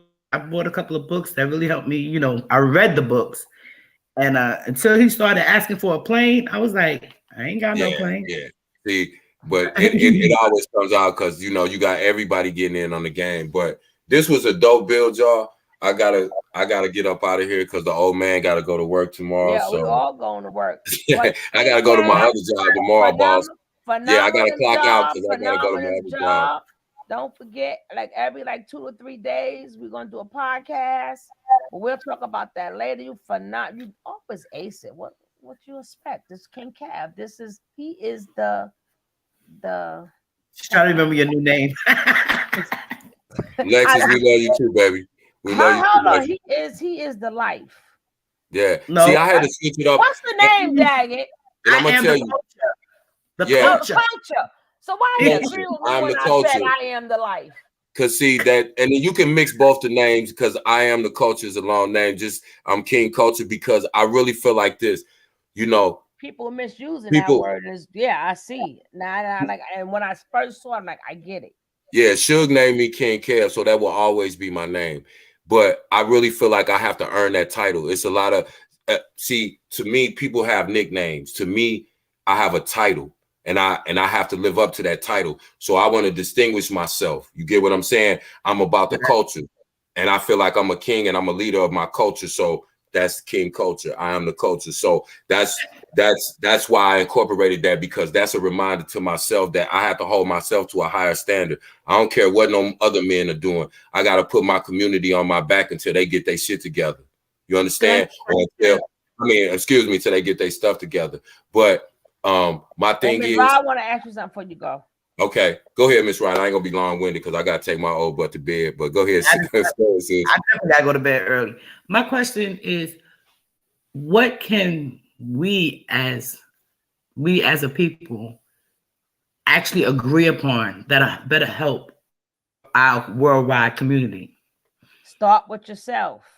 Yeah, I'm just saying, because all these leaders that we have to agree on. The thing that we have to agree on is that we're messed up. See, we can't even agree on the fact that we're messed up. People think because they got a pair of red bottoms and, you know, they go to Miami once a year, you know, that, and they do this and that, you know, life is good. They don't think that nothing is wrong with our community. We have to come to an understanding and an agreement about the fact that our community is in total chaos and turmoil right now. Chaos because if we don't, like Suge said, the man in the mirror. Now, if you don't know that you're doing something right, if you don't believe that you're doing something wrong, how can somebody get through to you? It can't. You're not going to change what you think you're doing right. As I'm watching these kids, all this crazy stuff that they're doing on a rebel mind tip, you know, we will have a revolution. We will have a revolution, and it's like this younger generation, not our generation, believe it will be our children's generation. But they've always find different things to put in the way. Like now it's the AI. You know, things are going to change, but we have to make sure we build those steps so they can step up and do these things. We can't do nothing at all until everybody look at their reflection. Yep. When you look at yourself and you start correcting yourself. Now imagine if everybody started correcting themselves. So now when I see you, it's hello instead of what up? How you doing? How's your day? Is everybody okay? I mean, and you touched on it, Miss Rod. It starts, and Suge, I should say, it starts with self, because check this out. The reason my kids carry themselves the way they carry themselves is because they saw my example. The reason I carry myself the way I carry myself is because I saw my father's example. The reason he carried himself that way is because his father's example. So again, when we think about it like this, if you change yourself and you make yourself the best possible human being you can be, watch your kids follow suit, because they're going to want you to be proud of them. They're going to want your approval, and they're going to mimic what you do. When they see you striving and achieving, it doesn't have to be financially. When they see you moving a certain way, having a certain attitude, a certain frame of mind, and they're going to mimic that. They're going to, if you're helpful to your community, if you participate in your community, if you are a loving, caring person, they're going to be like that. Right? Not every kid, not every situation, but that's how we start to answer your question. Like Suge said, when you change yourself, you watch. Your kids are going to step up. That's going to make them look at themselves. Exactly. Your mate's going to step up. Even if you never went through nothing in life, we all got some shit with ourselves. We all got some shit. Even if you had the best life ever, we all got, it could be impatience. It could be greed. It could be any of them seven deadly sins. You understand what I'm saying? It could be gluttony. You understand what I'm saying? It could be. So even if you never went through something, you still want to go through something. And every day of your life, you have to fix something of yourself. So if people see you constantly fixing something. We voted for a new councilwoman. Her name is Charlena Harris, Black woman. And I just happened to ask her, I said, what do Black people want? She said, I'm gonna have to give you my phone number because we're gonna have a lot of time to talk about that. That's the thing, as far as politics wise, we have to come together on one thing. We're not, because we can't fix our. That's never. We've been here 400 That's how we'll never rise above, because you got 400 years of us trying to fix a group. So we all need mental health. Right. That's what I was getting ready to say. You got to think about it like this. Think about it like this. Religion is supposed to save everybody. You can't even get one church to be on one accord, much less save the whole religion. Is that a fact or not? You can't even get one single church in one single town to everybody's on the same accord. You can't even. So until we understand that we have to fix ourselves instead of other people, because when we fix ourselves, that will become that will manifest outwardly. Because like I said, once you fix yourself, your kids will step up, your mate will step up, then now your whole family unit, and then whoever they're attached to, and that branches out. That's the only way that we start to fix it. But we all are so self-righteous that we think we're so right, and we'll attach ourselves to a group who is just as wrong as we are, but think that we're right to reaffirm us. And then that's what you have, all these groups of people who are wrong and who don't feel like they need to change themselves or look at themselves, and they're stuck in their corner. And then you got another group over here on the opposite end doing the same thing. And that's what we see. That's what you see in our community right now. It's as simple as that. Until we get off our high horse and figure out that we have to make ourselves better human beings ourselves, and we can't fix nobody else. Because one, people don't want to be fixed. When people think that they're right, why would they think that they need to change if they think they're right? And if they think they're right, you can't convince them otherwise. God tries to, whatever you believe in, the universe shows you and tells you that the best way for us to affect change is when we change within ourselves. So in other words, if I was in prison and I decided they could throw all kind of counseling programs at me and all this and job training programs, but if I don't decide to change, none of that stuff is going to help. But if I decide to change myself, now I can go back in the community and be a benefit. But nobody else is going to convince another person. We have to start with ourselves, and then it gets down to a point where if we're getting our community together slowly but surely, those who are not right, they can't be in our community. Exactly, because they can't be in our community themselves. That's why we're never going to do entire community. And I definitely believe in the own though. I definitely believe in that, because it seemed like when these last batch of bad cops, they're all about to do their time. But yet Yeah, the and other then kind the of cops, second way, they get away. right? But the second way, after you start fixing yourself, you got to admit to yourself every day we learn something. Like, be willing to learn something every day, or I don't mean literally every day, but know that that's why our brains it's not even being utilized the way it's supposed to, because we just, if you stay stuck on something, you're not even giving your brain exercise. So once you start fixing yourself, and then be willing to learn something too, and then whatever you're willing to learn, be willing to share it. I learned this. Cause see, we don't even share stuff no more because we're too busy worrying about the bag, the bag, the bag. Oh, the game is to be sold, not told. So if you're not telling people the game and I gotta buy it again, how are you supposed to fix the people? Same way, if like I played 2 good gospel songs yesterday, it lifted everybody's spirit, but I got hit with 2 copyright strikes with that, and I'm like, if how do you do that? Like, how do you sing for God, and then how do you put it to whereas I want my money? They not gonna praise unless they pay me. Right. That's and when you're involved in a group and there's no room for dissension or disagreement, then that's a group that's dangerous, because that's when group think comes about. When you know you're in a healthy group is when all points of view are given into the conversation. If you're just, like Suge said, if you're stuck in one frame of mind, that's where you at. That's where you're stuck. And that's when you can't grow with one frame of mind. You have to have different experiences in order to form who you are and how you think.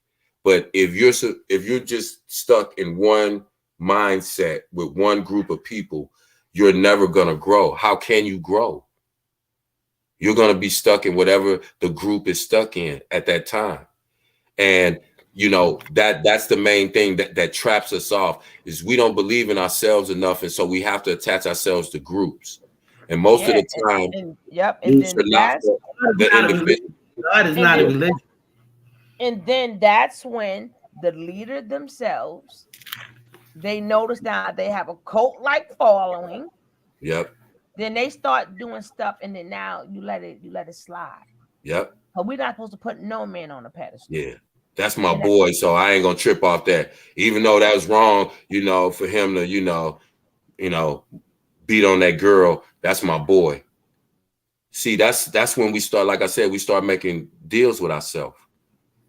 It's up to us. It's nobody else. Like I said, again, you got to make a decision for yourself. If it's 100 people supporting somebody that ain't right, you got to be the one person to say, listen, I got to stand on principle.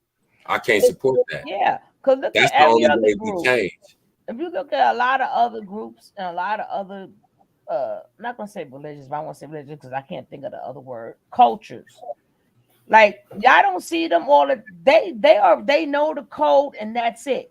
They don't have to sit around all day, all the time. What we need to do as people. We the only people who say that. Everybody else Right. know what they're supposed to do. Every other They don't race sit around. understands the assignment. We got to keep asking, what do we do? How come the Asians know what to do? They can come to a foreign country not speaking the language, and they can do better than we do within 2 years than we've done, and we've been born and raised here. We got to understand, man, we keep running around on a hamster wheel. At some point, we're going to have to change something, and and that's not going to come by attaching yourself to a group who is single-minded in their thinking. This has to be a collective effort. And again, the group is going to only be as healthy as each individual. Mm-hmm.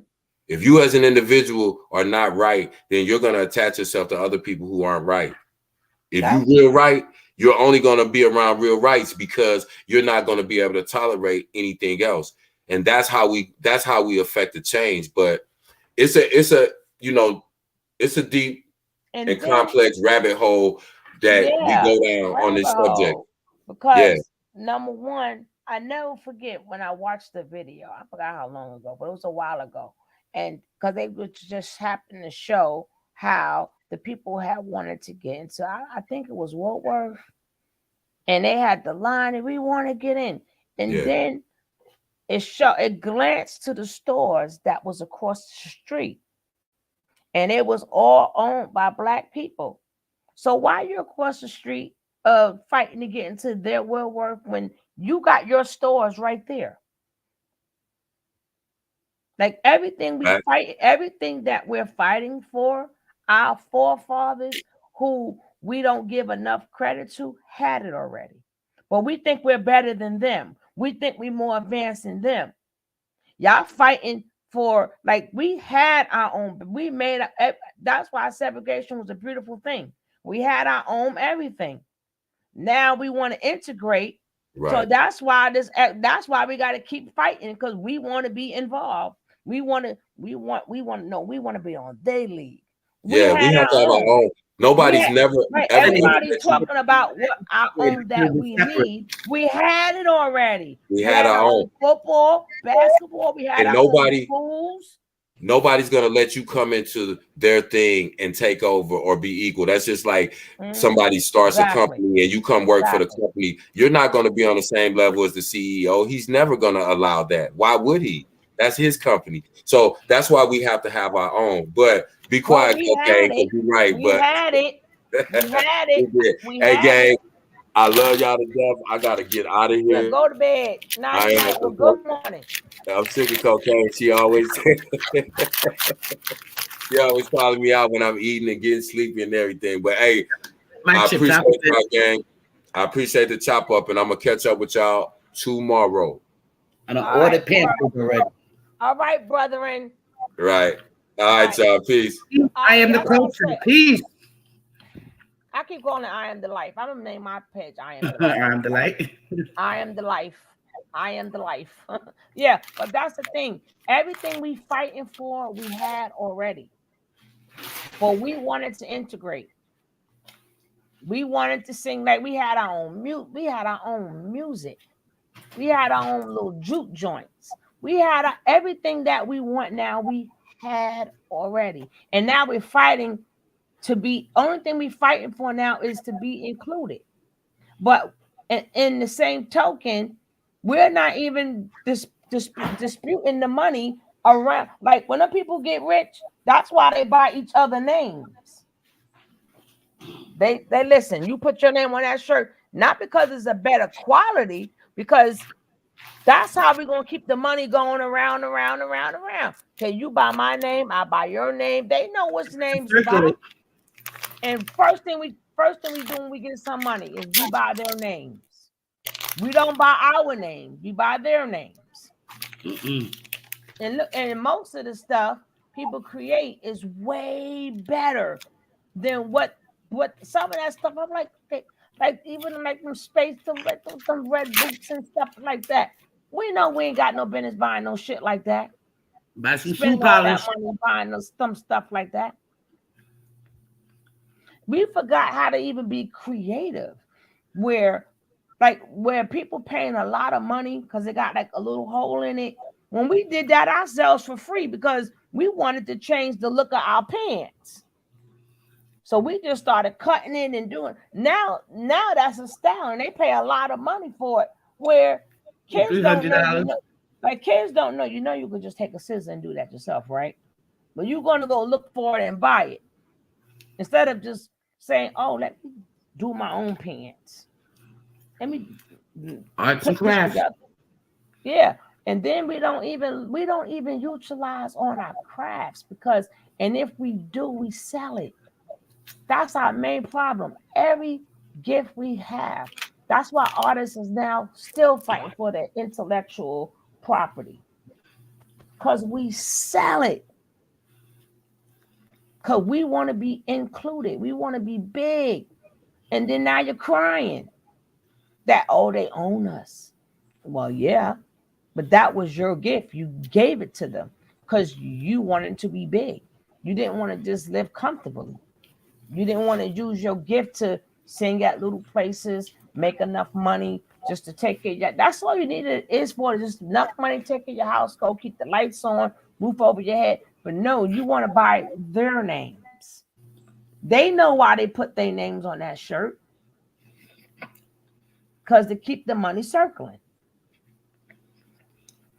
And money is not the root of, and money is not the root of evil. Greed is.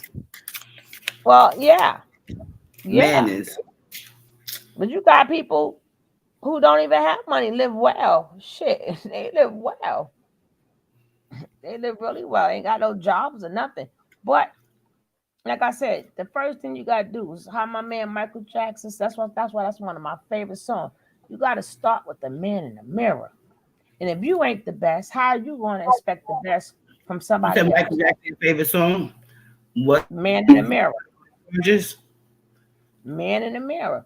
You got to start with the man in the mirror. I'm asking him to make a change. Because if you can't present your best self, how you expect for somebody else to? Everybody presenting not them best selves. Mm-hmm. Well, we got to be our best selves at first. And every day we got to work on ourselves. Every single day. Every day. Because we're going to slip up and we're going to fall. We're going to mess up. Then you get back up and say, I'm going to work on this again. I'm going to work on this again today. Because you got to be the best version of yourself. You know, because at the end of the day, even if we never get anywhere as a whole individual people, because even you could even be Jewish, but all of them are not in this. All of them are not rich, even though they rule a lot of stuff. But all of them are not rich. You got the rich ones, and you got the poor ones too. Like Caucasian, all of them are not rich. They may got privilege, but all of them are not rich. So all of us not gonna be rich neither. So, you know, sometimes you just gotta you gotta just enjoy this life. Everybody's working on fixing the whole community. You better fix you. You better fix your family. You better look out that window, or you better go sit on your porch. You better open up the window. Find something in life you like. Find something in life that's gonna make you smile. Find something that's just nature, or find a song, a beat, or something. Find something, because that's all you got. When you get old, baby, you ain't thinking about no community. You think about love. Who's gonna still love me? Who's gonna be around me? Who's gonna change my pampers? Who's gonna do this? You ain't think about no damn community. So the best thing people could do is put their best, become, get better jobs and stuff. But the thing is, nobody don't want to serve. Right? You can't beg people to circulate the money with it. You can't. How we've been saying that for 400 years? Buy black, buy black, buy black. They don't want to do it because they want to be integrated with the other people's names. So we need to stop saying buy black. Because soon as the minute you say buy black, you just messed up your product. You don't see white people say buy white, buy white, buy white. They just put their product out there. If it's good, you keep on buying it. If it's bad, you keep on buying it. But when it comes down to black people, they got to let you know it's a black person. You just cut a lot of yourselves by doing that. Because we ain't going to support each other. And now they definitely ain't going to buy it because they know it's from a black person. So you done screwed yourself twice.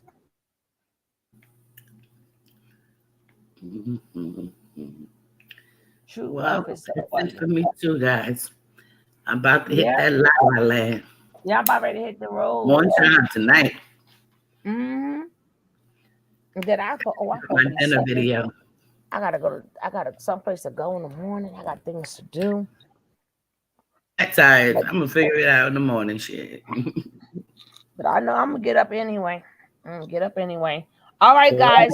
You have a beautiful night. I thank you all for being here, for sitting through the podcast. Yes. Thank you. So now I'm gonna see how I'm gonna upload it on my podcast part, because just the podcast you can't go live.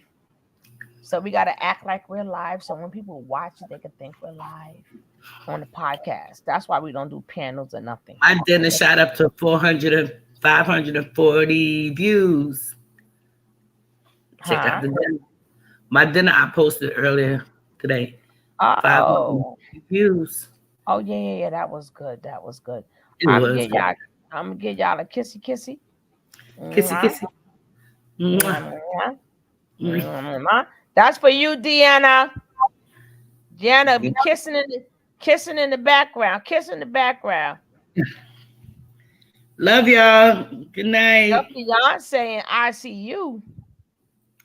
Girl, you better get there. We wish him well. Peace. Oh my God. Girl, you better get to the ICU.